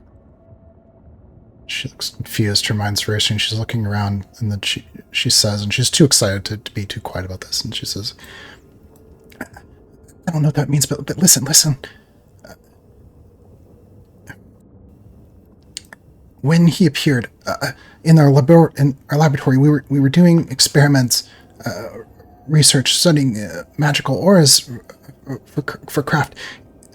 After I looked at the readings after he was gone, and there was a pattern, and I've been trying to find it, trying to chase after find the source, and it led me to Somsel, and Somsel had found a stone. It all has to be connected. How long ago was this visitation and finding the stone? More than 5 years. ago? Well, no. Well, Esmond appeared 5 years ago. Some soul. It's less than a year that we found each other. Where's the stone now? Yeah. Her shoulders kind of slump, and she looks down, and Yev says, "The beast. The dragon." That makes the same gestures? Yeah. It attacked our outpost in the mountains. The stone is there, lost among the ruins. Well, that looks around at the others. I think I know where I need to go next, at least. How far away are the ruins from here? 2 days in the open, but we cannot go to the surface. You said the dragon attacked. Why? I do not know what the reason would be.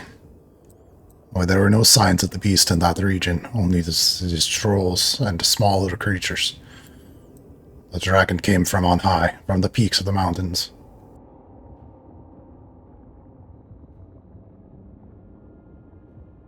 And it showed up here, too.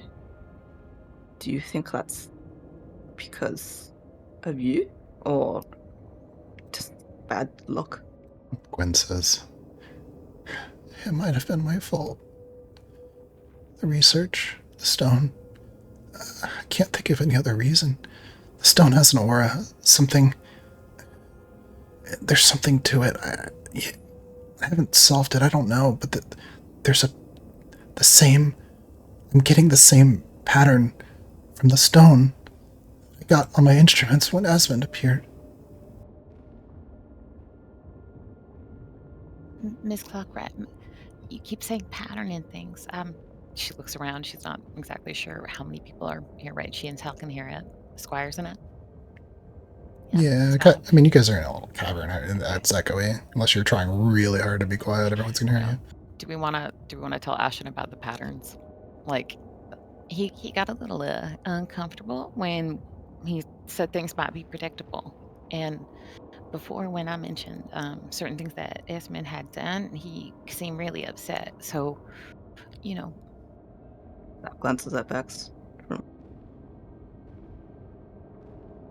not Bags, Ashen. No, sorry. That was just a glance to see if there's any.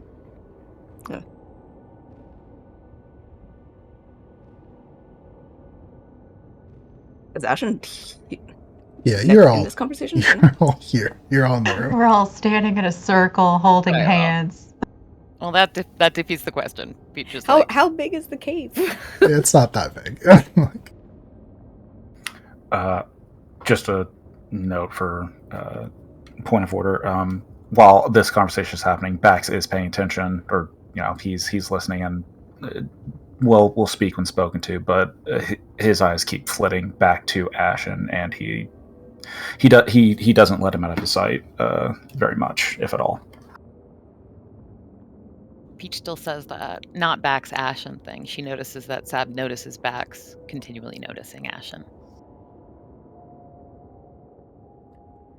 Says, "I'm sorry, I'm being rude. Who are all of your friends?" Barely know most of them. Everyone, this is Miss Clockrat. She is the mother of one of our friends back in Sheps. And treat her with utmost respect and dignity, because if you don't, then Sandra will kick your ass. And she'll probably stab you. And this is Yev. Hello, I'm Kind of Yev. like a little brother to us. And now he's stands up, so they're about the same height. Not so little. Yeah, No. he was the younger brother of our friends Ixalan and Shalati. And Gwen looks at Harkle. Who's that? By the way, Yev is the Goliath? Yev is a Goliath, yeah. Very broad-shouldered, very tall. There's a lot of names to try to So, remember. so many, Yeah. so many names. We're like I'm making trying so to many keep notes pulls, of everything. too. We're like trying to like pull. Hard mode We've DD had- for We've had for years Delphi. to get them memorized. Catch up. Let's go. Come on. Is there like Like- 6 NPCs in the room? I mean, I lost count at some point. Yeah, I honestly don't know. Stab actually looks over at Harkle and says, "Oh, right, you came back. Welcome back. Thank you. What's your name? Oh no, Talith and Ashen mentioned you. That's right, Harkle. I'm Harkul. Nice to meet you all. And like Harkul looks around everywhere, kind of a little puzzled. And he just looks down at the fire and just says, "Stew?" And then he looks at other people to introduce themselves, and that's it. Mossrail will take a bowl stew. That will immediately take the food. Talith does too. Yeah, sits down kind of at the fire. Takes a bowl of stew as well. But Gwen's still more focused on the people, and she kind of points at Ashen and says, I'm Gwen. Ashen will stand and step up to Gwen. She's staring up at you. She's about knee height on you. Ashen Iscariot, Grand Knight of the Pale Guard, Iscariot Battalion. Oh. Seems we all know your son. Do you? One way or the other, if I understand correctly. I know that you'll help.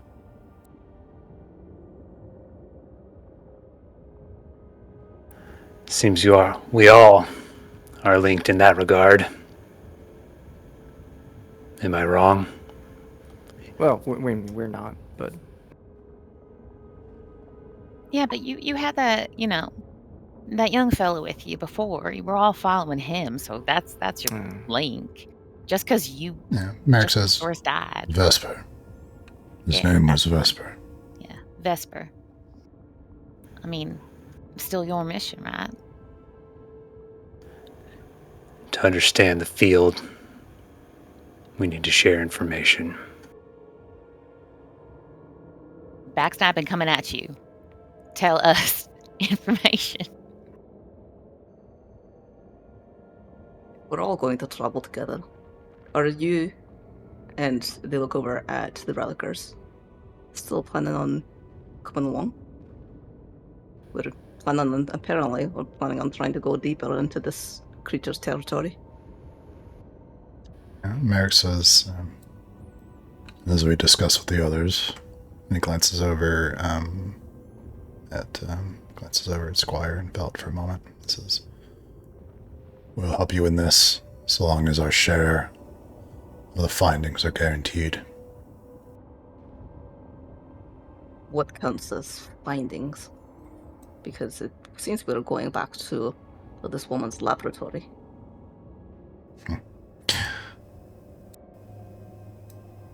We set out from the Ninth Gate, seeking that which way may win favor for me and my comrades in Serafel.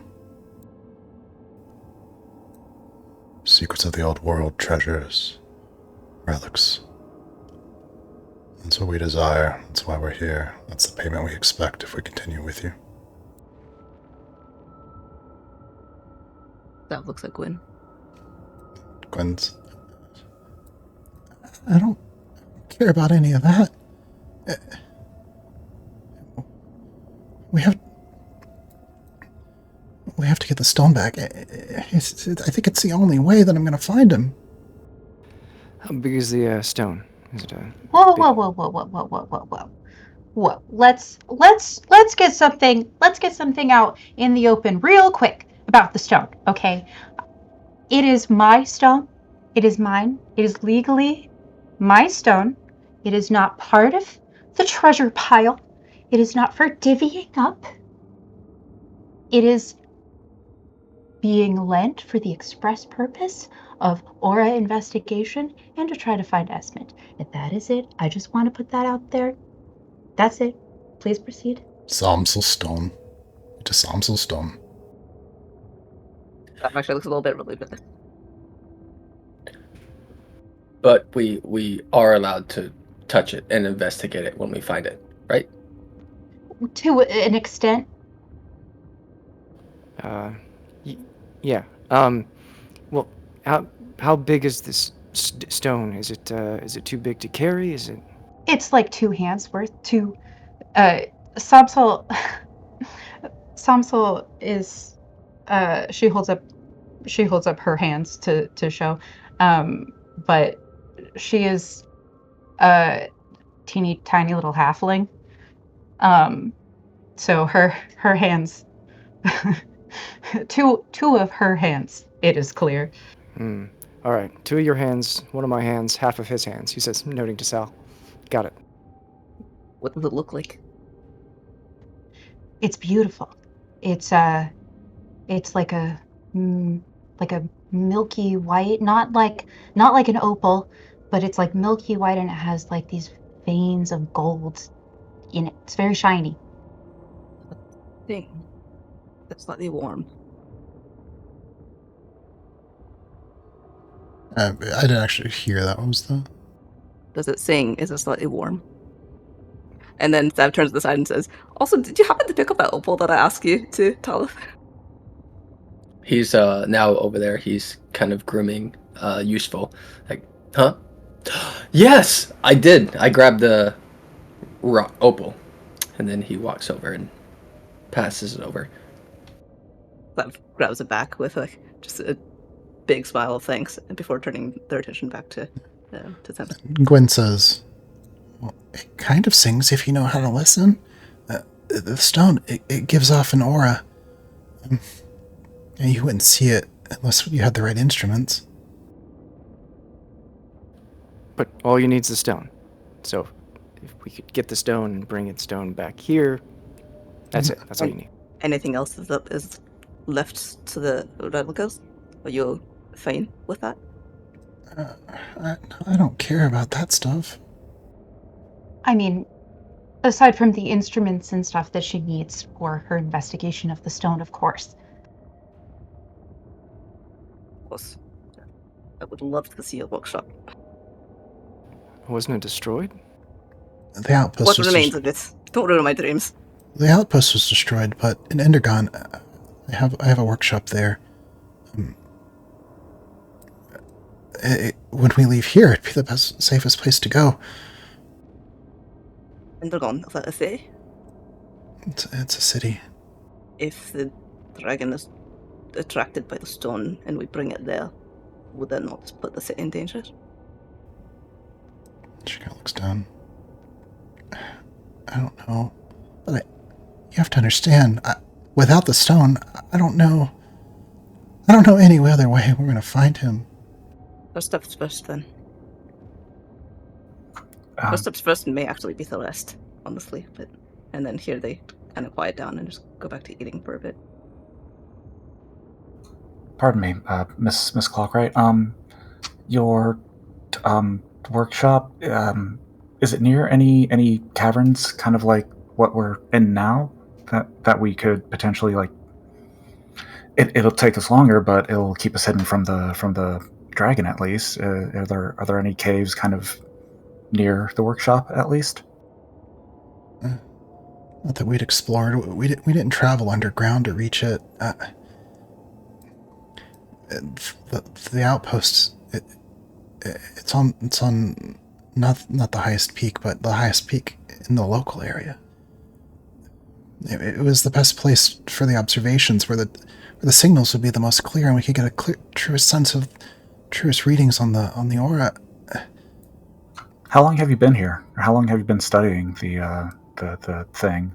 I built the outpost. It was over 2 years ago now, but we didn't make any real progress until we found Samsel. So, what happened to attract the dragon recently, then? I wish I had an easy answer for you. But the only thing that really changed was the stone. Talith chimes up. What is it, for that matter, that's been drawing us to this location? I don't have all the answers, but listen, I think there's a relationship between the stone, what's been happening with some of us. Maybe all of us? It's a pull. I really want to sleep tonight to see if we all still have the same pull. I feel it now. You do? Not just during the night when they dream? No. It's constant in that direction. But it eased up when you ran into the rest of us all, right?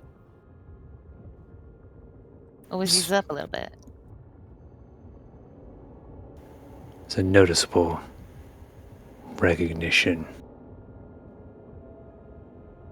But even with you, the pull is still there.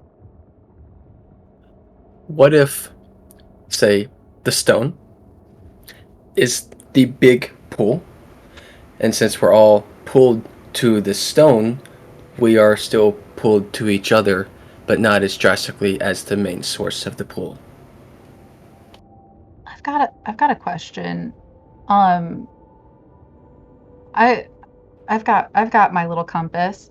What direction did Ashen just point, and what direction was the observatory? Ashen pointed west, and the observatory is west. Hmm.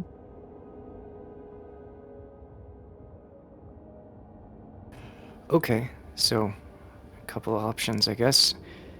We got plenty of food. We could try to go through the caves. That would take some time. It's windy down there. But what's the alternative? You said 2 days out in the open? I mean, is it possible we could sneak out a little bit if the dragon's still stomping around looking for people over here? I would look at Talith and Ashen in their plate armor. I mean, it's possible, but we're in this thing's territory, and it's still very clearly looking for something. So I don't think it'd be wise to move. Yev says, the beast has claimed this region. We cannot go to the surface unless we mean to fight it. You don't have any more of those big boom sparkly loud things that knocked it aside, do you? He says to Miss Clockright. Yeah, Gwen says, we were able to improvise something, but we'd have to get back to the outpost to even have a hope of making anything like that. Okay. Well, if we are able to figure out a little bit of the route, I do have some spells that can at least create a bit of a shortcut between tunnels. I can't do it many times a day though, but hopefully it should save us a bit of time. Alright, well, we're not in any huge rush, right? I mean, we can take an extra few days. We got the food. Just take our time, and he looks around to the party of all the very large people, and he goes, it's gonna be tight for some of us, but you know. I might have some magic that could help too. I'll look through my notes, and I know. She points to her blue skin. She's like, I know that sometimes things go wrong, but it's not always like that. Most of the time, nothing goes weird. A bead of sweat, and just as she starts talking about magic, just goes down this. I mean, we could locate a shovel for you if you prefer. He just looks at her skin tone. He's like, no, I mean, no, I'm sure it's fine. Okay. Is she not normally blue? I don't know. I don't think so. This is new. Why blue, by the way? Why did you? I didn't choose it. The magic did it. I don't know what to tell you. It'll go away eventually. All right, there you go. Kind of leaves over to Psalm. So it's actually frowned upon to change. Well, if we get It's a shadow rest play thing. for the evening, this is a pretty good place. Finish up resting up, and in the morning, we know some paths we've already charted. We can start trying to make our way there. You guys, everyone up for that? We'll definitely use a rest. It's been 6 hours. A couple of fights. Yeah, tell me about it. Although, speaking of fights, actually, is there time? Out of character. Sorry, out of time. More time for what? Just until the end of the session. But, To do what? Sorry. Just bigger conversation, I guess. Yeah, or at least begin them. It was like 15 minutes. That last fight against the dragon was shambles, and it looks like we're going to be facing them again. You said that we need to share information, and I think you're not wrong about that. You're not wrong about that. But I think we also need to have a better idea of each other's capabilities, because frankly, at least if it comes to running away anymore, it seems to me like a lot of the problem here is that we have far too many big folks who are all bound and determined to be the last person out, and now you're all fighting to be the last ones out the door. So you need to figure out which one of you can at least take that role the most ably and is most able to get out, if it should come to that. Or at the very least, be able to withdraw in stages so that if you're at all familiar with the concept of a fight and retreat, as we may have to do against the dragon again. So, I suppose, in the spirit of cooperation,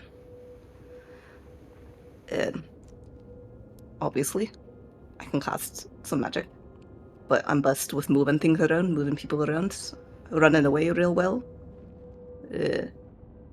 Just moving in general and hindering things, but I'm no good at hitting lots of things at once. So I can help you out, and I'm maybe one of the better ones to get away fast, and I can take someone along with me. Similar here. I can usually bring someone with me fast enough, as fast as I can. Yev says, you are asking of our strengths? Yes. And what areas you think you'd do best? My sister, Shalati, taught me to fight with the spear and the shield.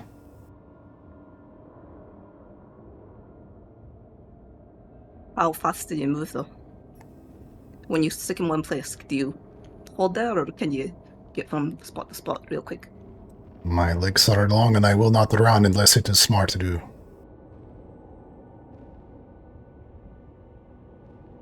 Okay, so, but no magic, right? No, not me.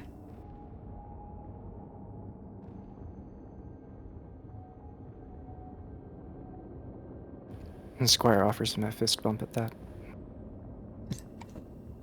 He kind of turkeys your hand. He doesn't quite get it, but he puts his whole hand in your hand. And he puts his thumb out. Yeah, Merrick says, no, I was trained in the martial ways, sword, shield, fight in a phalanx on the line. But our group has been small, moving quickly and carefully, and risking our lives.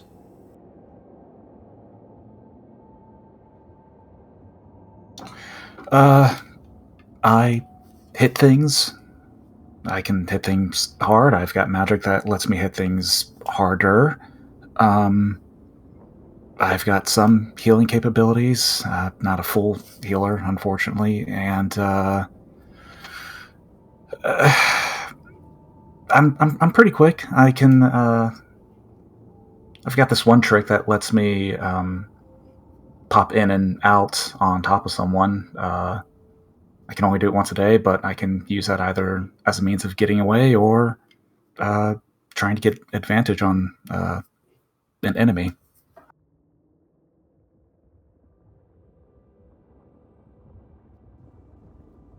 I'd say, in my case, I can channel my energies to use my body as a weapon to move quickly, to help others move quickly, and take life force and give it back.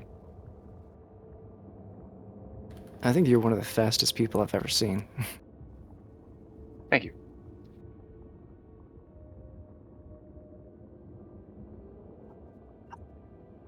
That mutters under the breath, but doesn't actually say it right. It didn't come through. Yeah, I didn't hear the first part. That's all good then. We literally just heard Sav mutters under her breath.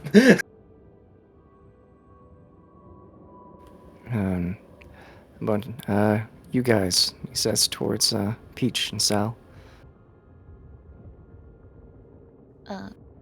You got a gun? Yeah, I'm a pretty decent shot, or at least I was. I'm half down now, and usually I don't get immediately destroyed by whatever we're fighting, because usually I'm not doing any of the fighting.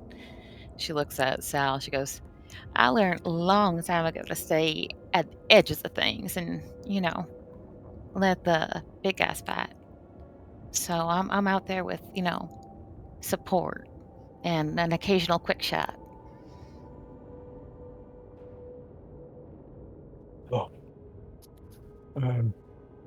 Usually travel alone, so I'm fairly versatile in combat. I can fire Since a when do you distance. travel alone? Past 8 to 10 years.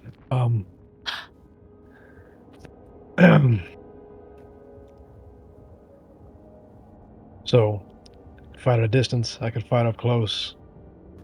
I can channel elements to provide myself both offensive and defensive capabilities to resist or strike with them. And as you can see, the more obvious thing, I can change my size. Merrick says, and that feathered thing. That is Poppy. Poppy's here? She's around, usually. I have a assistant, companion, pet, whatever you prefer. She's family, really.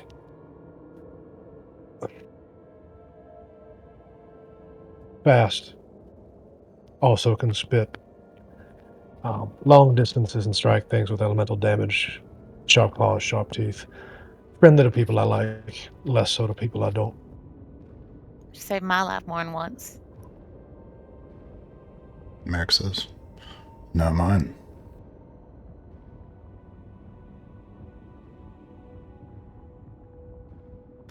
It was inscripted into the Pale Guard at age 8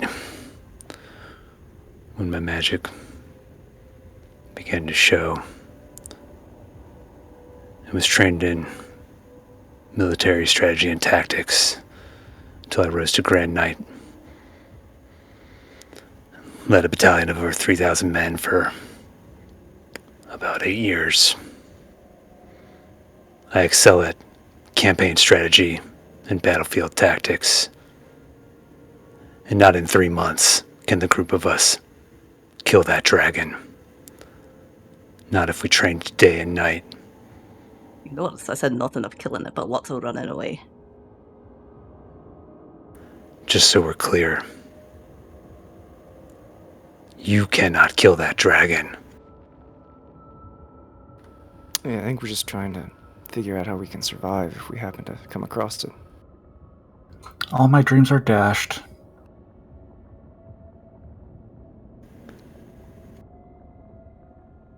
Well, I suppose it's my turn. So as for me, I'm a little versatile as well. I can kind of do a little bit of everything. I can heal, but not as good as some. I can teleport myself and potentially one other, but again, not as good as some. I can fight close quarters, not as good as some, but I'm still pretty good. I can take hits pretty well. And then kind of like Ashen, I have not really led a battalion, but I have led a squadron for at least a year and a half or so, something like that. Let's see, what else? What else? Oh, I can take care of poison. I can cast fire. I can fly. I can make someone else fly. Master of a lot, but not just one thing. And Yev says, looks at Ashen, looks at Talith. You are army men.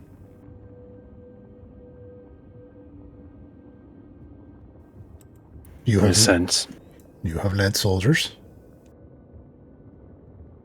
Yeah, You have had many victories. many victories. Hmm. But victories, sometimes they can come at a cost. I can throw a stone farther than any other of the tribe that I have been with in this land. Nice. What does that translate to in distance? I will throw a stone and you'll know how far it is. Well, sounds like we're seeking a stone, so that skill may come in useful. No, I don't think we don't. When we see that, don't throw We that will stone. not be throwing the stone. That's a bad stone to throw. But if you want to, I will be very good No. at it. Yeah. It's hard to find things in snow already. It'll be harder if you throw And it. it's the offers on the tables. I get first dibs. Are you good at throwing things, Bax? I know he doesn't know. I think he wants you to throw him. Like, roll him up and toss him. Now I do. That wasn't what you were envisioning? I feel like that would be incredible fun. Out in the snow, right? So you can't get hurt? When you and I, we're gonna figure this out after we get away from the dragon. Yeah. Gwen at this point is kind of sat down at the stew pot, and she's looking at Harcool, and she's like, "Is there any more?" For you, yes. Oh, thank you. Also, to answer your question, Sav, was it? Aye. I'm also able to carry people pretty well, and with my speed, that can be a useful thing. I can usually take away threats from you or bring them to you, or maybe allies on my way, like I did with. I did see Yakata and That- Peach. That was a right quick save. Wait, that was you? I figured that was Salinger. Thank you. That was me. Yeah. Thank you, Harkle.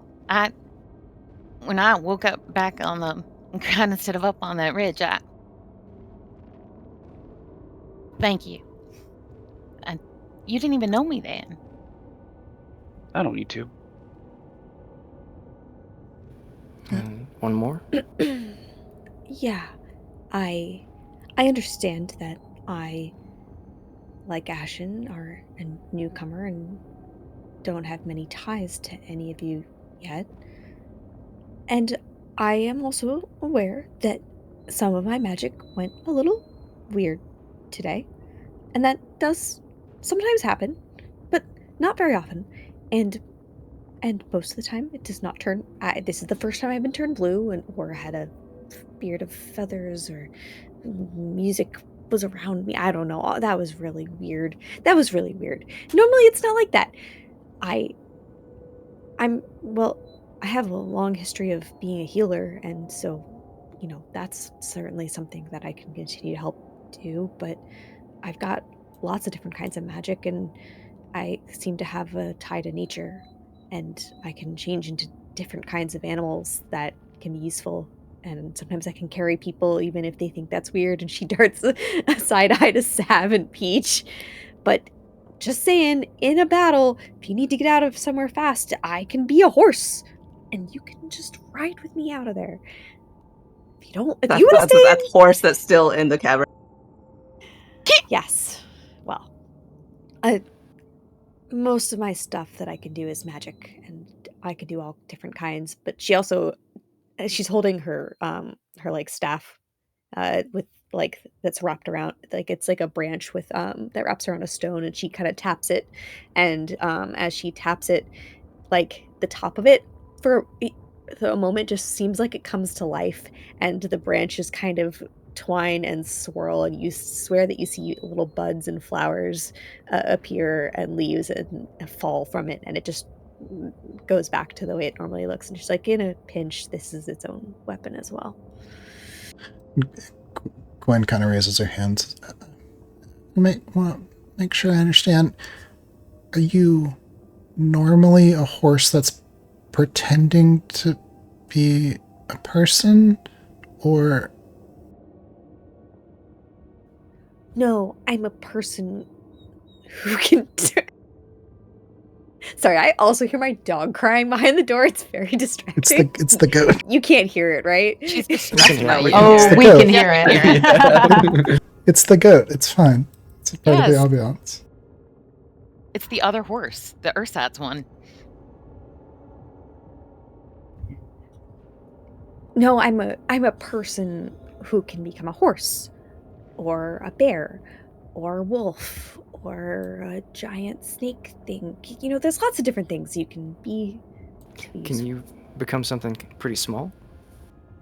I can become a weasel, little creatures like around. Just for the exploring of the caves, and then just might come in handy if you could be. The weasel would be most useful. I Okay. think a scorpion would freeze in this kind of weather. Fair. All right, just quick summary all around. We get into a big fight. How many people fight really up close? Like, get in the face of stuff? Looks like, Yev raises his hand. Tala's hand is raised halfway. wow. Okay, good. Most of our group, like you're saying, we not really the biggest of fighters. Tend to hang back and try to pick our battles. Me personally, I can just shoot arrows and occasionally do something, but more than that, for the most part, we're a pretty simple group. Kid's great with stones. He's got some nice collection of rocks. Belt kind of peeks up. Caspian, who looking much better actually, but he's he's healed, but he's sleeping. He's he pretty decent, and of course, Decently emotion. pretty. Yep. So he's got that going for him. So, but okay. Well, hopefully we got some healing and some people that look like they can take on things up front. I think Sav's right. You should probably all talk amongst yourselves and figure out something, just in case we have to once again fight something, especially that dragon. You're right, Ashen. There's no way in hell I think we're going to be able to kill that thing. Our best bet, try to avoid it. Second best, we see it, we try to run. We can't run, we're going to need some kind of strategy to be able to distract it long enough for some of us to get away. And probably leaves the 5 of you most vulnerable, because you'll be up there where the teeth and claws are. When it comes to that, it seems to me, at least from what little I saw and what I know of some of you, Tala seems the best to be able to both stand against something and get away fast. Be able to take a hit and be able to move really fast, really far. If I'm thinking of the right kind of spell, if we share the same sort of magic there. Back then, I know you're both fast, but as we saw, you kind of taking a hit, not as much, maybe. I will also say it helps. It does help to have Ashen's magic as well. Because there were some hits that might have been a little dicey without Ashen's aura. Yeah. And Yev says, to speak again, the Crow Man is right. The sword and bow will not kill the dragon. It is too powerful. So in that case, then Talith, you and Ashen make a good team. If you can take him with you, if you can both stand against something and then move away real fast while the rest of us move. But can we agree maybe jumping on the back of the dragon isn't always Someone hard to heal you if we can't see you if you're being flown away by a dragon. jump on the back of the dragon? Don't get any ideas. I required no healing. I beg to differ. I healed you. And would you have survived without it? Was not required, and to put yourself in needless danger. Hey, my guy, just say thanks. Next time I won't bother. He's just embarrassed because he didn't actually kill the dragon. Earlier, I was going on about it. He said I was frivolous. Quite the harmonious group, huh? Gwen What's in the says, space of a battle? Oh, Gwen sorry. says, wait. It sounds like you didn't tell them how good you are at stuff. Dixman Samsel, for the unacquainted. I'm quick, I'm quiet, I'm clever, and I mean, I know you could be fooled by my intimidating stature, but I'm not so great up close and personal with something angry. Yeah, I mean, and aside from that, I have a few tricks up my sleeve, but scouting is great. Being at a distance is great. Being out of sight is great. This is a conversation for later, but specifically for that stone, how much would you like say you trade it for? Like, I wouldn't say. 10? Okay. All right. Conversation for later. No, that sounds pretty good. In the morning, we can try to move a little bit deeper in the cave. Like I said, we've already explored part of it. Where's your gun? Oh, I don't know. Back on the ridge, I guess. I didn't have it with me when I came to. Merrick says so. When she was felled by the trolls, fell into the snow. We'll have to go. Want to recover it? Someone will have to go back for it. We can do that. It's We not can worth anybody risking their lives, though. It's just a mechanical thing. Easily replaced, really. It's not that far. I mean, we can probably. You went back for the. He points to the head. Got my arrows. Dude. The gun's probably in the roughly same spot. I wouldn't want to move that far in the open, but some of you who mentioned having mastery of magic, you may have some way to reach it. I mean, I can get it my own self, but I just don't want to do that till resting a bit. Yeah, I know.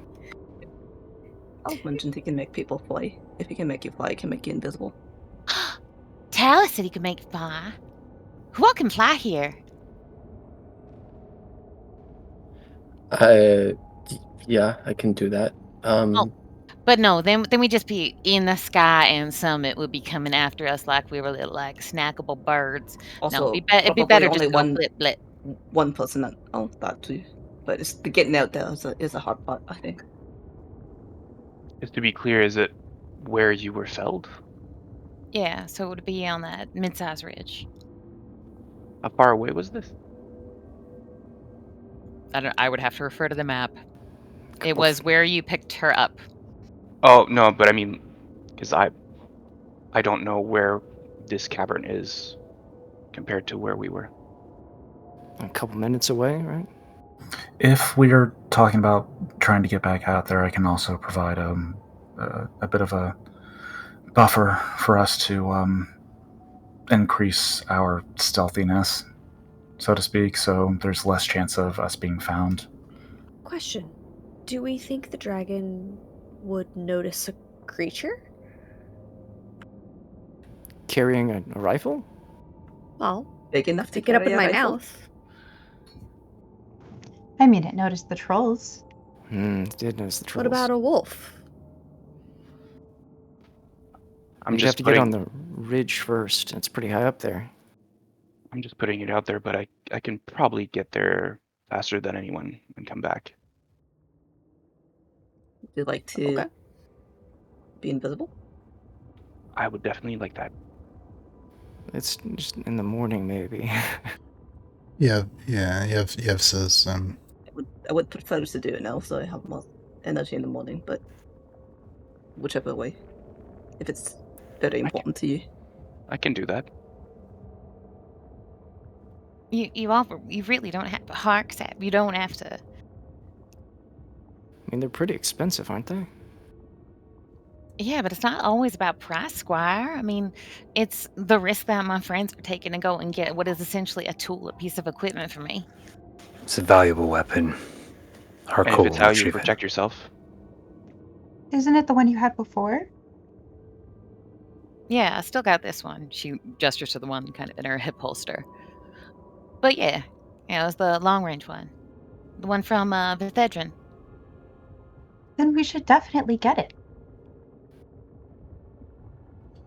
Yev says, the dragon is fierce, but it cannot see all places at once. If you are quiet and small, perhaps there is a chance that you will not die.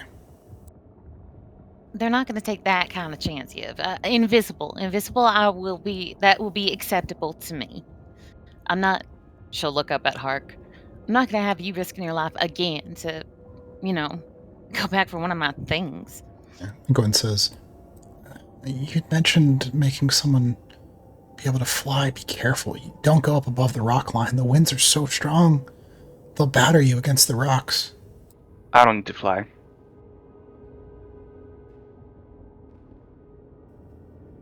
It's up on top of a cliff. You can climb up there pretty easy. You can run up there. He ran up there to get me, didn't he? Must have. What? He did? Oh, I was lying then fast. But you sure? Especially if I'm under the cover of invisibility, yeah. I can go there stealthily, and if I'm noticed, then I can run back really fast. Right. All right, up to you guys. Do you want to do it right now before we get from rest, or in the morning? I would prefer to do it now. I can All right. Just don't, try your best not to make the big guy angry. First thing. Sab will pull one of the tools from their belt and squats down next to Harkol's boots, touches each of them on the heel and scrubs them with a little mark that glimmers for a second and then fades, and you don't really notice anything, but basically she's gonna make his boots smell like snow or dirt, something super, not to leave no scent in the area. And then we'll pull out the. Hold on, Sav. Wait a sec. Bax, weren't you gonna do something?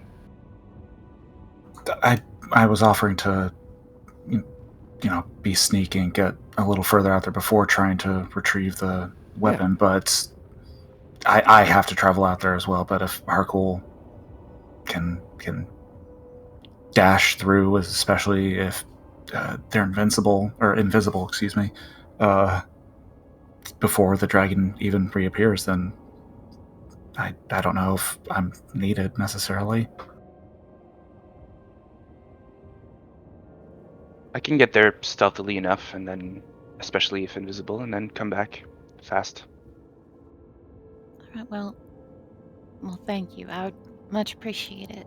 And she will kind of go over to where Sav and Harkle both are, sort of maybe while Sav is still inscribing on Harkle's boot. And she'll put a hand on each of them and just say, and, be safe out there. And you each get a bardic inspiration. Sav considers and says, honestly, the only way I can cast this is on more than one person at a time, and if you're good at carrying people, maybe you could just take me with you, and then I'll just pull both back to here. Is it within 500 feet? So if you could potentially be in cover of the rocks up until basically you'd be back on the map that we're on. So it's probably like 200 feet or so to where the rifle is. It's dimension durable. Yeah. I can pretty much get there in 6 seconds, I think, if it's 200 feet. Alright, maybe it's not needed then. Or I don't know if that was out of character. All right, Hart, go do it then. Talking a big We'll be game at this point. we'll be timing you, and then they will say a word and cast invisibility on him. Well, vanishes from sight unless you have the ability to see the invisible. And I have Bardic Inspiration too. Nice. That's a die 8. Urkel, are you ready to head back out into the wind?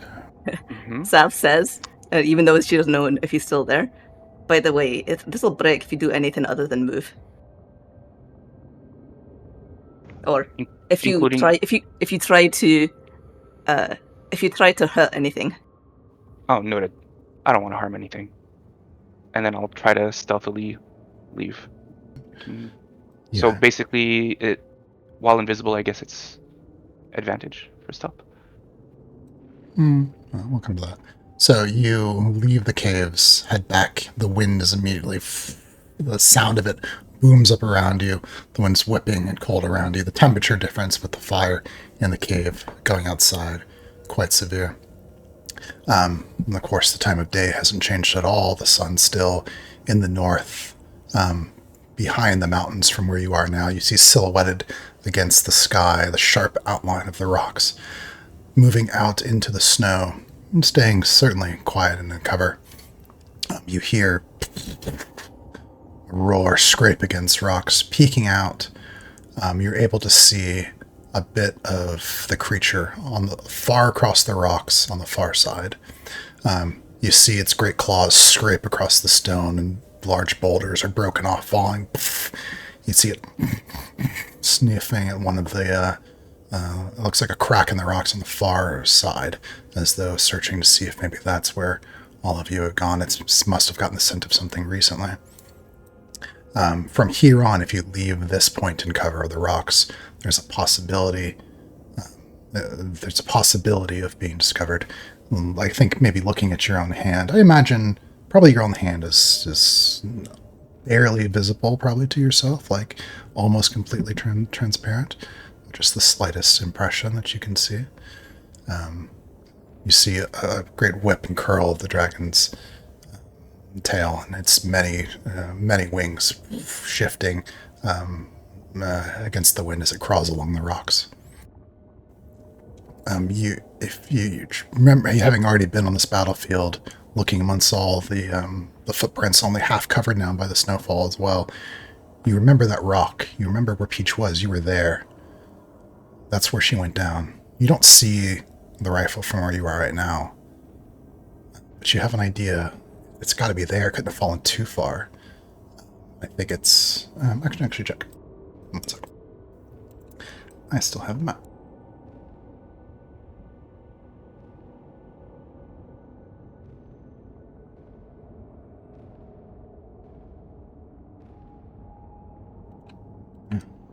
It's actually... It's closer than you remember it. That can't be more than 140 feet away. All right. So right now it's pretty close. It's still in that canyon, and like looking over. It's up on it's not looking down into the ravine where you were. It's up on the ridge line, but it's like searching probably breaks in the rocks or things up there. It's not looking at where you're trying to go, but there's the potential that it would see you. Okay. Yeah, and if I run, then that'll be much less stealthy. Yeah, I'll try to go at it the stealthy way, since I'm invisible, unless I can see invisible creatures. I'm not sure about that actually. I'm probably not very knowledgeable in that, but maybe I can try to figure out if I recall hearing stories of dragons like that being able to see invisible creatures. Would I know something like that? You can roll either history or nature, maybe.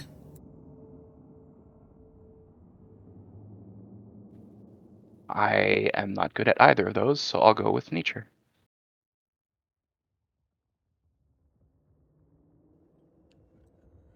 You know that there are many creatures, beasts, that have great sense of scent. They could smell just a bit of blood for miles. That's what the stories say. And there are tales of wolves tracking prey through a forest for hours and hours on end.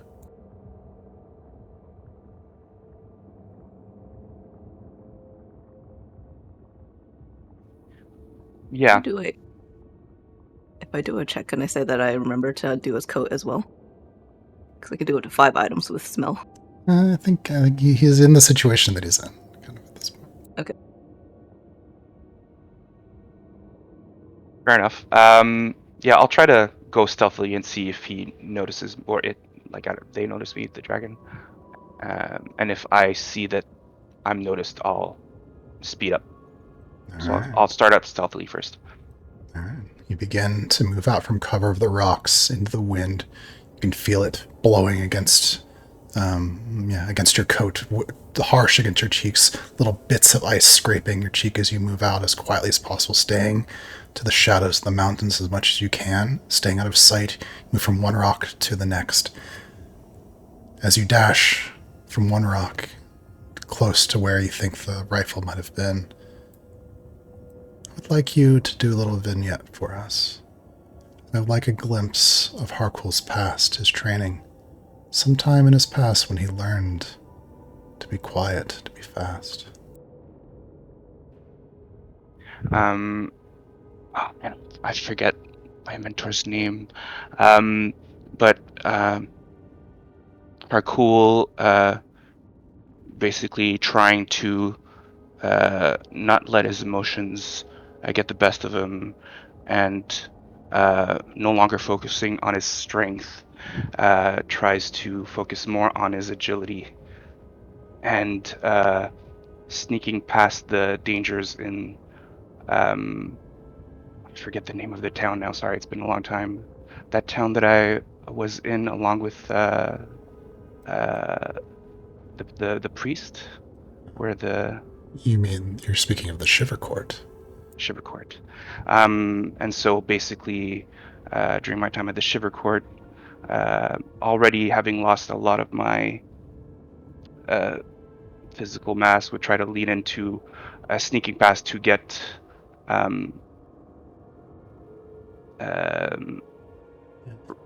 supplies to cook, basically.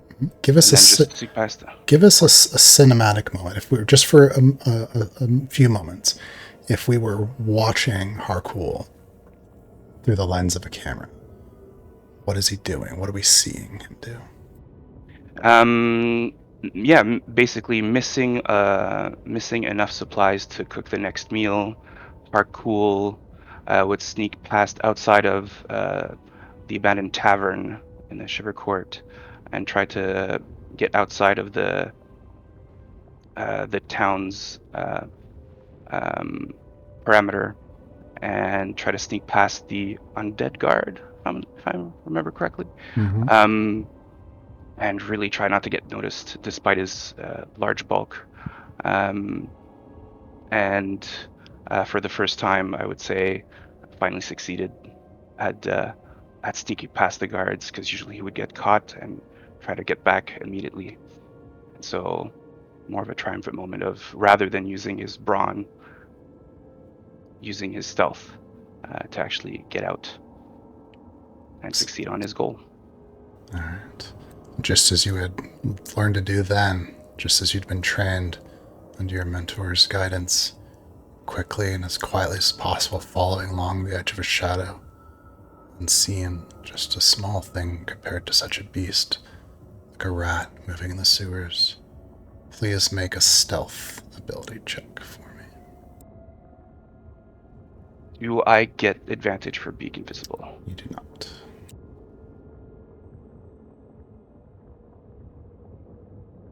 I will definitely use Bardic Inspiration. You're welcome to.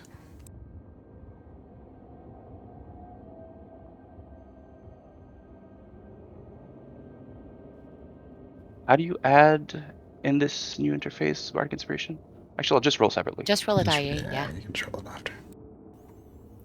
Ooh, tell us about what you've gotten. Oh, damn. All right. So 25 plus 4, 9. 29, yeah. All right. So that's a 25. There's a 16 on the die plus 9 for 25 plus 4 for your Bardic Inspiration, giving you a 29. As you move along closer, darting to the next rock, you see the rifle there in the snow, half buried now in the snowfall, but you see the edge of it. And as you creep closer, that's where we'll end for tonight. Yay! Chris, real And then quick. he pops out of existence. That was Real so quick. cool. Chris, Also, Samsel! Sen, you're awesome! yeah. So cute. It's so funny because I have never played at the same time that Samsel has been with the party. So really, you've always... Oh, I was Yep. going to think you've always been playing her secretly, but no. They haven't seen him in the same room, so Right, yeah. I haven't seen us in the same room either. I think Just another glamour. Samsel sure- and Danica are actually the same person. It's just whether or not she's got a disguised person on. That would be wild. the glamour. Yeah, exactly. Playing it real cool in front of someone who is clearly Ethan with his face covered. But that's how she knew to draw Back's back, because she was there at the actual bargain. She's like, oh, I don't know where that fucker is.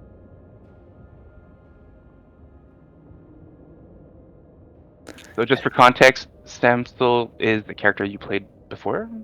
No, Samsel is an NPC, and she's hopped around a bunch of the previous campaigns, has met a ton of the previous characters. Interestingly, of like NPCs who actually get screen time, she has the most crossover with the campaigns. She's actually met Yeah. parties that have never met each other. Probably a Fey god, you know. She used to have Gonna a bag say. of tricks, and she would like pull out all kinds of useful magic things. She's Yep. kind of the Hoed of this world, if anyone's familiar with the Cosmere. Yeah. I think shortly after Harcool left, Ashen would appear next to Mosriel and say, "Your magic is appreciated. Tactically unsound, but appreciated."